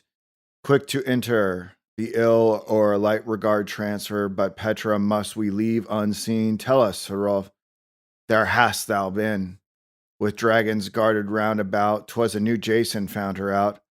Burkhard, you know, but tell the flume or mountain corridor profound, whereby ye win the inner ground, Petrian, this from purple gloom of cliffs, whose tops the suns illume, where oleanders wave the flag, winds out upon the rosy stain, warm color of the natural vein, of porch and pediment and crag, one starts in Esau's waste are blent, Ionian form, Venetian tint, statues salute ye from that fane, the warders of the Horite lane, they welcome seem to point ye on, where sequels which transcend them dwell, but tarry, for just here is one, happy suspension of the spell, but expectations raise no more. 'Tis then, when bluely blurred in shore, it looms through azure haze at sea, then most 'tis Caucasus charmeth ye, so ever and with all. But come, imagine us now quite at home, taking the prospect from Mount Hor. Good, eastward turn thee skipping over the intervening craggy blight. Mark'st thou the face of yon slabbed height, shouldered about by heights? That door, is that sculptured in elfin freak? The portal of the prince of the air, thence will the god emerge and speak. Eldair it is, and Petra's there, down in her cleft mid such a scene of nature's terror, how serene that ordered form, nor less 'tis cut out of that terror, does abut thereon. There's art, dare say, no doubt, but prithee, turn we now about and closer get thereto in mind. That portal lures me. Nay, forbear a bootless journey, we should wind a long ravine by mountain stair, down which in season torrents sweep, up slant by sepulchres and steep, grotto and porch, and so get near Puck's platform, and thereby Eldair. We knock and echo, knock again, a knock forever, none requite.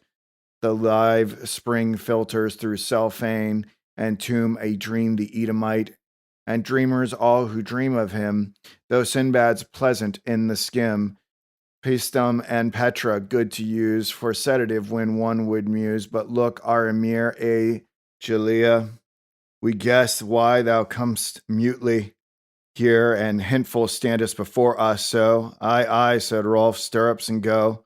But first the priest said, let me creep and rouse our poor friends slumbering low. Under yon rock, queer place to sleep. Queer, muttered Rolf, as Derwent went. Queer is the furthest he will go, in phrase of a disparagement, but ominous with haggard rent. To me yon crag's brow-beating brow looks horrible, and I say so. Canto 31, the inscription. While yet Rolf's foot in stirrup stood, ere the light vault that wins the seat, Derwent was heard, what's this we meet, a cross? And if one could but spell, inscription Sinaitic, well, Mortmain is nigh, his crazy freak. Whose else? A closer view I'll seek, I'll climb, and moving there aside, the rock's turned brow, he had espied. In rear this rock hung over the waste, and Nehemiah in sleep embraced. Below, the forepart gloom Lot's wave, so nigh the tide the base did lave. Above, the sea face smooth was worn, through long attrition of that grit, which on the waste of winds is born. And on the tablet high of it, traced in dull chalk such as is found, accessible in upper ground, big there between two scrawls below, and over across 3 stars in row. Upright 2 more for thwarting limb, which drooped oblique at Derwent's cry. The rest drew near, and every eye marked the device. Thy passion's whim, wild Swede muse vine in silent heart, looks like the Southern Cross to me, said Clarel, so 'tis down in chart, and so said Rolf till set in sky. Though error slight of place prevail, in midmost star here chalked, at sea bound for Peru, when south ye sail, startling that novel cluster strange, peers up from low, then as ye range, Cape Ward still further, brightly higher, and higher the stranger doth aspire, till off the horn, when at full height, yet slack your gaze, as chilly grows the night, but Derwent see, the priest having gained convenient lodge the text below. They called, what's that in curve contained above the stars? Read, we would know. Runs thus, by one who wails the loss, this altar to the slanting cross. Ha, under that some crow's foot scrawl. Decipher quick, we're waiting all, patience for ere one try rehearse. 'Twere well to make it out, 'tis verse. Verse, say you, read 'tis mystical, emblazoned bleak in austral skies, a heaven remote whose starry swarm like science lights but cannot warm, translated cross hast thou withdrawn. Dim paling too at every dawn, with symbols vain once counted wise, in God's decline to herald rise. Estranged, can friend prove so? Aloft, aloof, a frigid sign. How far removed, thou tree divine, whose tender fruit did reach so low, love apples of new paradise. About the wide Australian sea, the planted nations yet to be, when ages hence they lift their eyes, tell what shall they retain of thee, but clasp thee with Orion's sword in constellations unadorned, Christ and the giant equal prize. The atheist cycles must they be? Fomenters as forefathers we, mad, mad enough, the priest here cried, down slipping by the shelving brinks. But 'tis not Mortmain, and he sighed, not Mortmain, Rolf exclaimed, methinks. The priest 'tis hardly in his vein, how fraught with feeling is the strain. His heart's not ballasted with stone, he's crank, well, even let us own that Mortmain is the man. We've then a pledge here at a glance, our comrades met with no mischance. Soon he'll rejoin us, there amen. But now to wake Nehemiah and din, behind here, but kind Clarel goes. Strange how he naps, nor trouble knows, under the crag's impending block, nor fears its fall, nor recks of shock. Anon they mount and much advance upon that chalked significance. The student harks and weighs each word, intent he being newly stirred, but tarries Margoth, yes, behind. He lingers, he placards his mind. Scaling the crag, he rudely scores with the same chalk, how here abused, left by the other after used. A sledge or hammer huge as Thor's, a legend lending this to wit. I science, I whose gains thy loss, I slanted thee, thou slanting cross. But sun and rain and wind with grit, driving these haste to cancel it. Canto 32, The Encampment. Southward they find a strip at need, between the mount and marge and make, in expectation of the Swede, encampment there, nor shun the lake. 'Twas afternoon, with Arab zest, the Bethlehemites their spears present, whereon they lift and spread the tent, and care for all. As Rolf from rest came out toward early eventide, his comrades sat the shore beside. In shadow deep, which from the west the main Judean mountains flung, that ridge they faced and anxious hung, awaiting Mortmain, some having grown, the more concerned because from stone inscribed they had indulged a hope, but now in ill surmise they grope. Anew they question grave Jelea, but what knows he? Their hearts to cheer, trust Derwent said, hope's silver bell, nor dream he do his life a wrong. No, never. Demons here which dwell, cried Rolf, riffraff of Satan's throng, may fetch him steel rope poison well, he'd spurn them, hoot their scurvy hell. There's nobler, but what other knell of hap? He turned him toward the sea, like leagues of ice which slumberous roll about the pivot of the pole. Beatrice, glass it seemed to be, beyond removed in air sublime, as 'twere some more than human clime, in flanking towers of Etna hue. The Ammonitish mounts they view, enkindled by the sunset cast over Judah's ridgy headlands massed, which blackened baseward ranging higher, where vague glens pierced the steeps of fire. Imagination time repealed, restored there, and in fear revealed. Lot and his daughters twain in flight, three shadows flung on reflex light of Sodom in her funeral pyre. Some fed upon the natural scene, deriving many a wandering hint, such as will ofttimes intervene, when on the slab ye view the print of perished species. Judge Rolf's start and quick revulsion when apart, Derwent he saw at ease reclined, with page before him, page refined, and appetizing, which through ope, new parks, fresh walks for Signor Hope, to saunter in, and read you here, scarce suits the ground with bookish cheer. Escaped from forms enlarged at last, pupils we be of wave and waste, not books, nay, book comment though, smiled Derwent, were it ill to know. But how if nature vetoes all her commentators, disenthrall thy heart, look round, are not here met books, and that truth no type shall set. Then to himself in refluent flow, earnest again, well let it go. Derwent quick glance from face to face, lighting upon the student's hue of pale perplexity, with trace, almost of twinge at Rolf, believed, though here I random page review, not books I let exclusive cleave and sway. Much too there is, I grant, which well might Solomon's wisdom daunt, much that we mark. Nevertheless, were it a paradox to confess, a book's a man. If this be so, books be but part of nature. Oh, to studying nature, reading books, and 'tis through nature each heart looks up to a god or whatsoever. One images beyond our sphere. Moreover, Sidham's not the world. There's Naples, why yourself well know what breadths of beauty lie unfurled all round the bays where sailors go. So prithee, do not be severe, but let me read.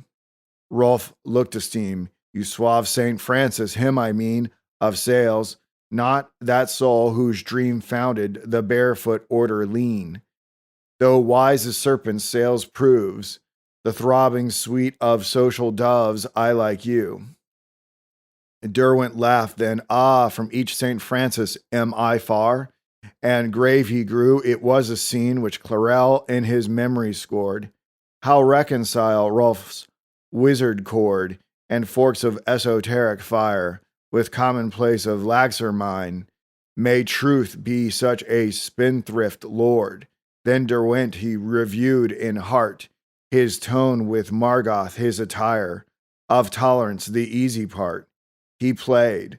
Could Derwent, having gained a certain slant and liberal thought, think there to bide like one detained, halfway adown the slippery glacier caught? Was honestly his with lore and art, not to be fooled, but if in vain one tries to comprehend a man, how think to sound God's deeper heart? Canto 33, Lot C. Roving along the winding verge, trying these problems as a lock, Clarel upon the further marge caught sight of Vine. Upon a rock, low couchant there, and dumb as that, bent on the wave Vine moveless sat. The student after pause drew near. Then, as in presence which, though mute, did not repel without salute, he joined him, unto these by chance. In ruminating slow advance, came Rolf and lingered at Vine's feet. A branchless tree lay lodged ashore, one end immersed of form complete. Half fossilized, could this have been in ages back a palm shaft green? Yes, long detained in depths which store a bitter virtue, there it lay, washed up to sight, free from decay, but dead, and now in slouched return from random prowling's brief sojourn, as chance might prompt the Jew they espy, coasting inquisitive the shore, and frequent stooping, ranging nigh, and hirsute hand a flint he bore, a flint or stone of smooth dull gloom, a jewel, not asphaltum, no. Observe it, pray me, thinks and show, 'tis like the flagging round that tomb ye celebrate. Rolf glancing said, I err, or 'twas from Sidham's bed or quarry here, those floor stones came. 'Tis stone of Moses called they vouch, the Arabs know it by that name. Moses, whose Moses, into pouch, the lump he slipped while wistful here. Clarel in silence challenged Vine, but not responsive was Vine's cheer. Discharge of every meaning sign, with motive, Rolf the talk renewed. Yes, here it was, the city stood, that sank in reprobation. See the scene and record well agree. Tut, tut, tut, tut, of aqueous force, vent igneous, a shake or so. One here perceives the sign, of course. All's mere geology, you know. Nay, how should one know that? By sight? Touch, taste, all senses innocent? Of common sense their parliament. Judge now this lake with outlet none, and into which 5 streams discharge, from south which east and west is shown, walled in by Alps along the marge. North, in this lake the waters end, of Jordan end here, or dilate, rather, and so evaporate from surface. But do you attend? Most teachably. Well now, assume this lake was formed, even as they tell, then first with the 5 cities fell. Where I demand ere yet that doom, where emptied Jordan, who can say? Not I, no none, a point I make, coeval are the stream and lake. I say no more. As came that close, a hideous hee-haw horrible rose, rebounded in unearthly sort, from shore to shore as if retort. From all the damned in Sodom's sea outbraided him, just God what's that? The ass-breathed vine with tropic eye, freakishly impish nor less shy. Then distant as before he sat, a new Rolf turned toward Margothin. May not these levels high and low have undergone derangement when the cities met their overthrow? Or say there was a lake at first, a supposition not reversed. By writ, a lake enlarged through doom, which overtook the cities? Come, the Jew recovering from decline, arising from late asinine, applause replied hereto in way, eliciting from Rolf, delay. What knowest thou, or what know I? Suspect you may ere yet you die. Or afterward, perchance may learn, that Moses' God is no mere Pam, with painted clubs, but true, I am. Hog Latin was the quick return. Plague on that ass, for here again break in the pestilent refrain. Meanwhile, as if in a descent not bordering their element, Vine kept his place aloof in air. They could but part and leave him there. The Hebrew railing as they went, of all the dolorous, dull men, he's like a poor nun's pining hen. And me too, should I let it pass? Ass, did he say it was the ass? Hereat, time like the clerk's amen. Yet once more did the hee-haw free come in with new alacrity. Vine tarried, and with fitful hand took bits of dead drift from the sand, and flung them to the wave, as one whose race of thought long since was run, for whom the spots enlarged that blot the golden sun. Canto 34, Mortmain reappears. While now it poised the wings of shade, outstretched overhang each ridge and glade, Mortmain descends from Judah's height, through sally port of minor glens, against the background of black dens. Blacker the figure glooms enhanced, relieved from anxious fears the group, and friendliness would have advanced, to greet but shrank or fell a droop. Like Hecla ice inveined with marl, and frozen cinder showed his face, rigid and darkened, shunning parle, he seated him aloof in place. Hands clasped about the knees, drawn up as round the cask the binding hoop, condensed in self or like a seer, unconscious of each object near, while yet in form the nerve may reach, like wire under wave to further speech. By what brook, Cherith, had he been, watching it shrivel from the scene? Or voice Ariel had heard, that now he murmured the wild word, but hectored by the impious years, what God invoke for leave to unveil, that gulf whither tend these modern fears, and deeps over which men crowd the sail. Up as possessed he rose anon, and crying to the beach went down, repent, repent in every land, for hell's hot kingdom is at hand. Yea, yea, and pause of the artillery's boom, while now the armed world holds its own. The comet peers, the star dips down, flicker the lamps in Syria's tomb, while Antichrist and atheists set on anarch the red coronet. Mad John, sighed Rolf, dost there betray the dire vox clamans of our day? Why heed him, Derwent? Breathed the lass, let him alone, and it will pass. What would he now? Before the bay, low bowed he there, with hand addressed to Scoop.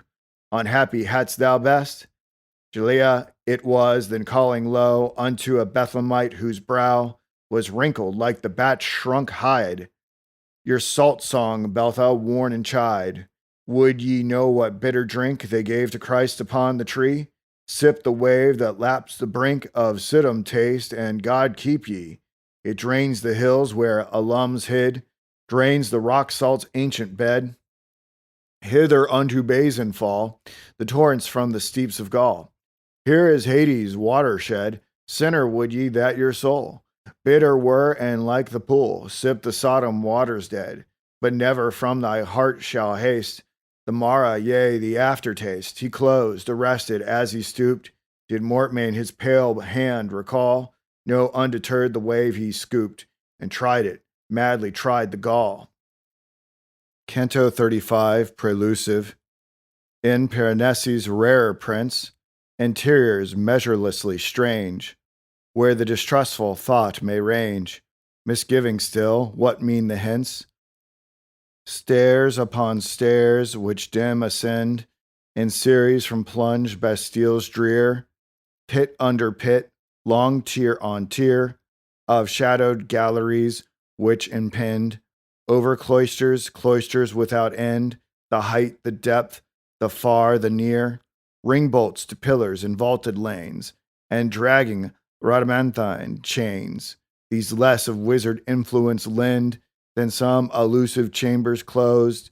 Those wards of hush are not disposed in jibe of goblin fantasy, grimace unclean diablerie.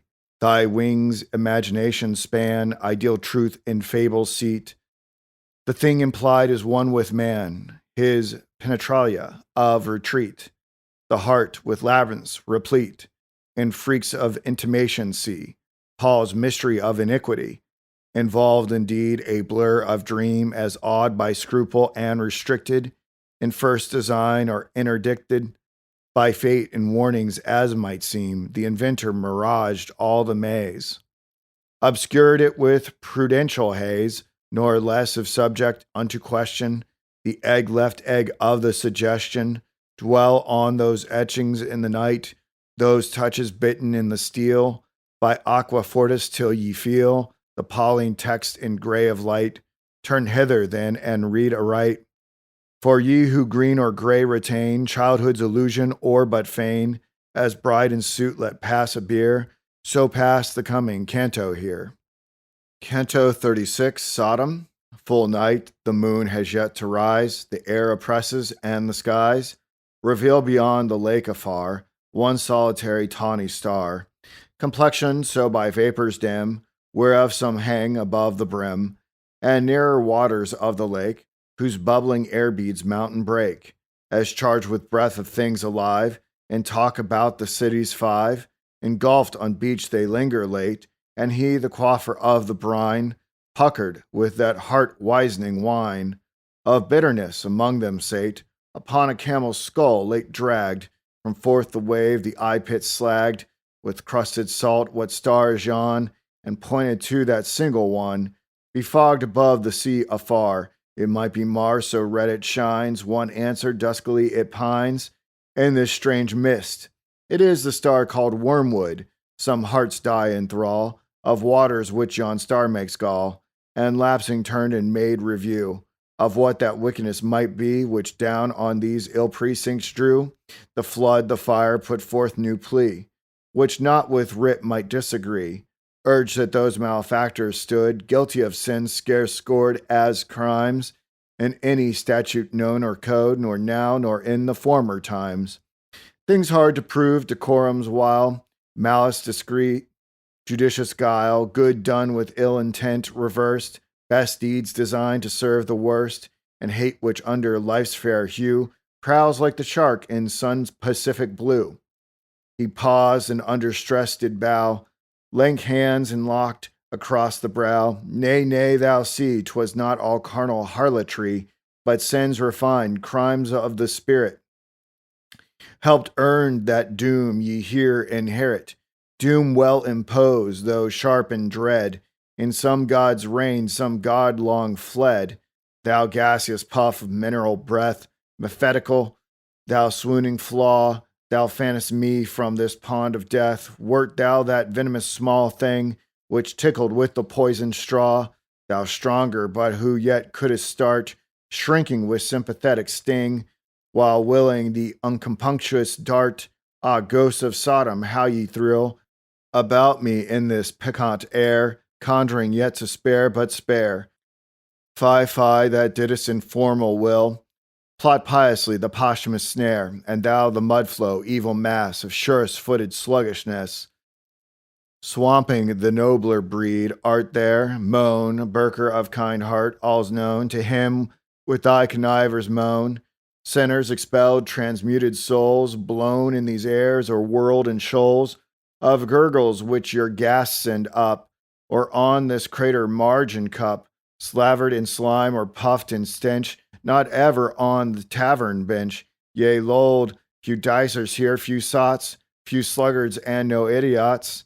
'Tis thou who servest mammon's hate, or greed through forms which holy are, black slavers steering by a star. 'Tis thou, and all like thee in state, who knew the world yet varnished it, who traded on the coast of crime, thou landing not, who did outwit justice's brother and the time. These chiefly these to doom submit, but who the manifold may tell, and sins there be insertable, unutterable. Ending there, he shrank and like an osprey gray peered on the wave, his hollow stare, marked then some smaller bubbles play, and cluster silvery like spray. Be these the beads on the wives' wine, Tofana brew, O fair Medea, O soft man eater, fury fine, O be thou jail, be thou Leah, unfathomably shallow, no, nearer the core than man can go, or science get, nearer the slime of nature's rudiments and lime in chyle before the bone. In thee the filmy cell is spun, the mold thou art of what men be. Events are all in thee begun, by thee, through thee, undo, prithee, undo, and still renew the fall forever. On his throne he lapsed, and muffled came the moan, how multitudinous in sound. From Sodom's wave he glanced around. They all had left him one by one. Was it because he opened through the inmost to the outward view? Or did but pain at frenzied thought prompt to avoid him, since but not? In such case might remonstrance do, but none there ventured idle plea, weak sneer, or fraudful levity. Two spirits hovering in remove, sad with inefficacious love. Here side debate, ah, Zoima, say, be it far from me to impute a sin, but may a sinless nature win those deeps he knows. Sin shuns that way, sin acts the sin, but flees the thought that sweeps the abyss that sin has wrought. Innocent be the heart and true, however it feed on bitter bread, that venturous through the evil led, moves as long the ocean's bed, amid the dragon's staring crew. Canto 37 of Traditions. Credit the Arab wizard lean, and still at favoring hour are seen, but not by Franks whom doubts debar. Through waves the cities overthrown, Seboim and Sigor, Adama, with two whereof the foul renowned, and syllables more widely reign, Astarte worshipped on the plain, ere Terra's day her vigil keeps, devoted where her temple sleeps, like moss within the agate's vein, a ruin in the lucid sea, the columns lie overlappingly, slant as in order smooth they slid, down the live slope her ray can bid, their beauty thrill along the lane of tremulous silver by the marge, if yet the Arab credence gain.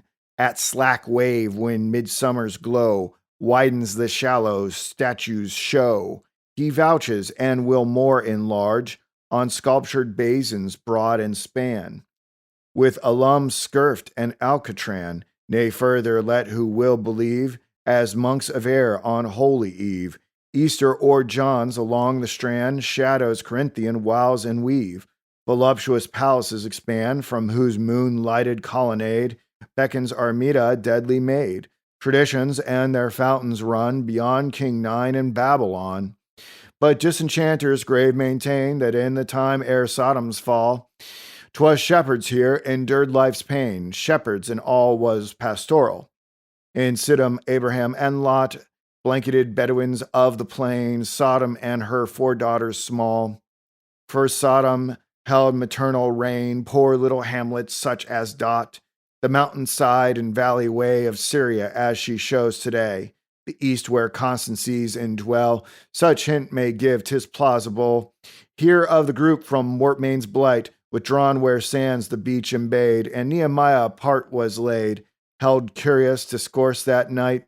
They charted, but 'twas underrun by heavier current, and anon, after the meek one had retired, under the tent the thought transpired, and Mortmain was the theme. If mad 'tis indignation at the bad, said Rolf, most men somehow get used to seeing evil, though not all, they see 'tis sympathetical, but never some are disabused of first impressions which appall.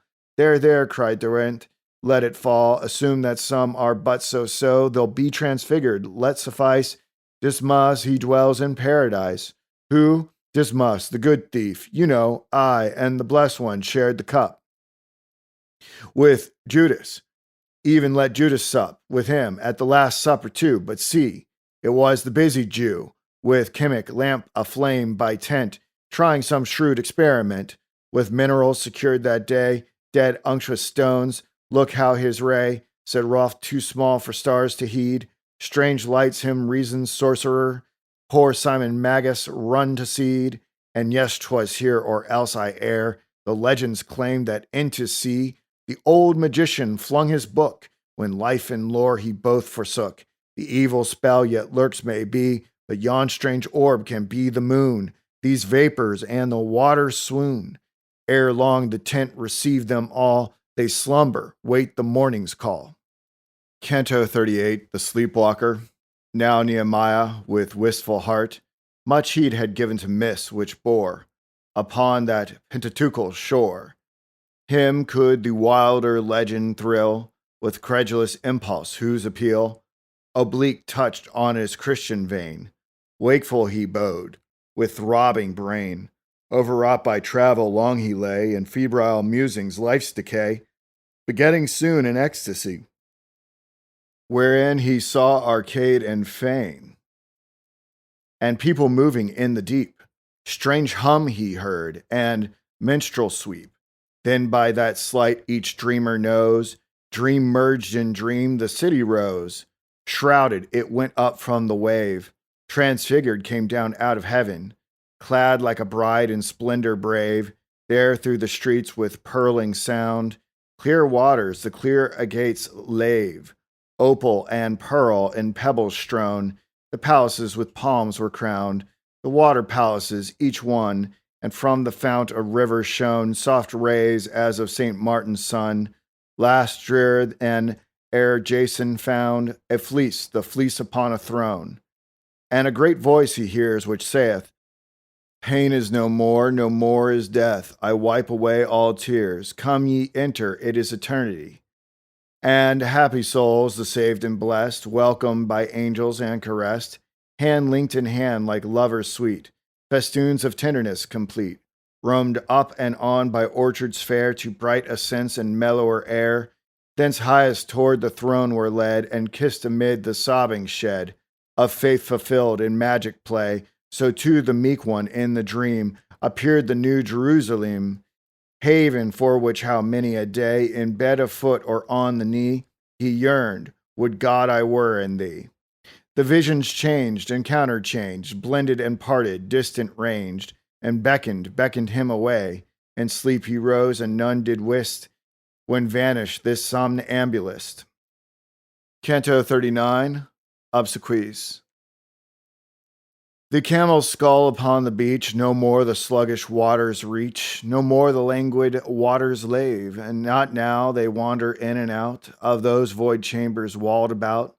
So dull the calm, so dead the wave, above thick mist how pallid looms, while the slurred day doth wanly break Ammon's long ridge beyond the lake.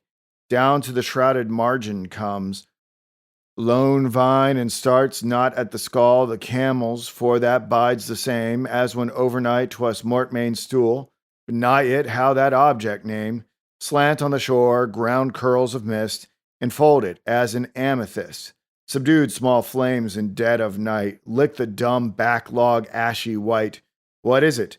Paler than the pale, pervading vapors which so veil that some peak tops are islanded, baseless above the dull bed of waters which not even transmit one ripple 'gainst the cheek of it. The start which the discoverer gave was physical, scarce shocked the soul, since many a prior reverie grave, forearmed against alarm's control.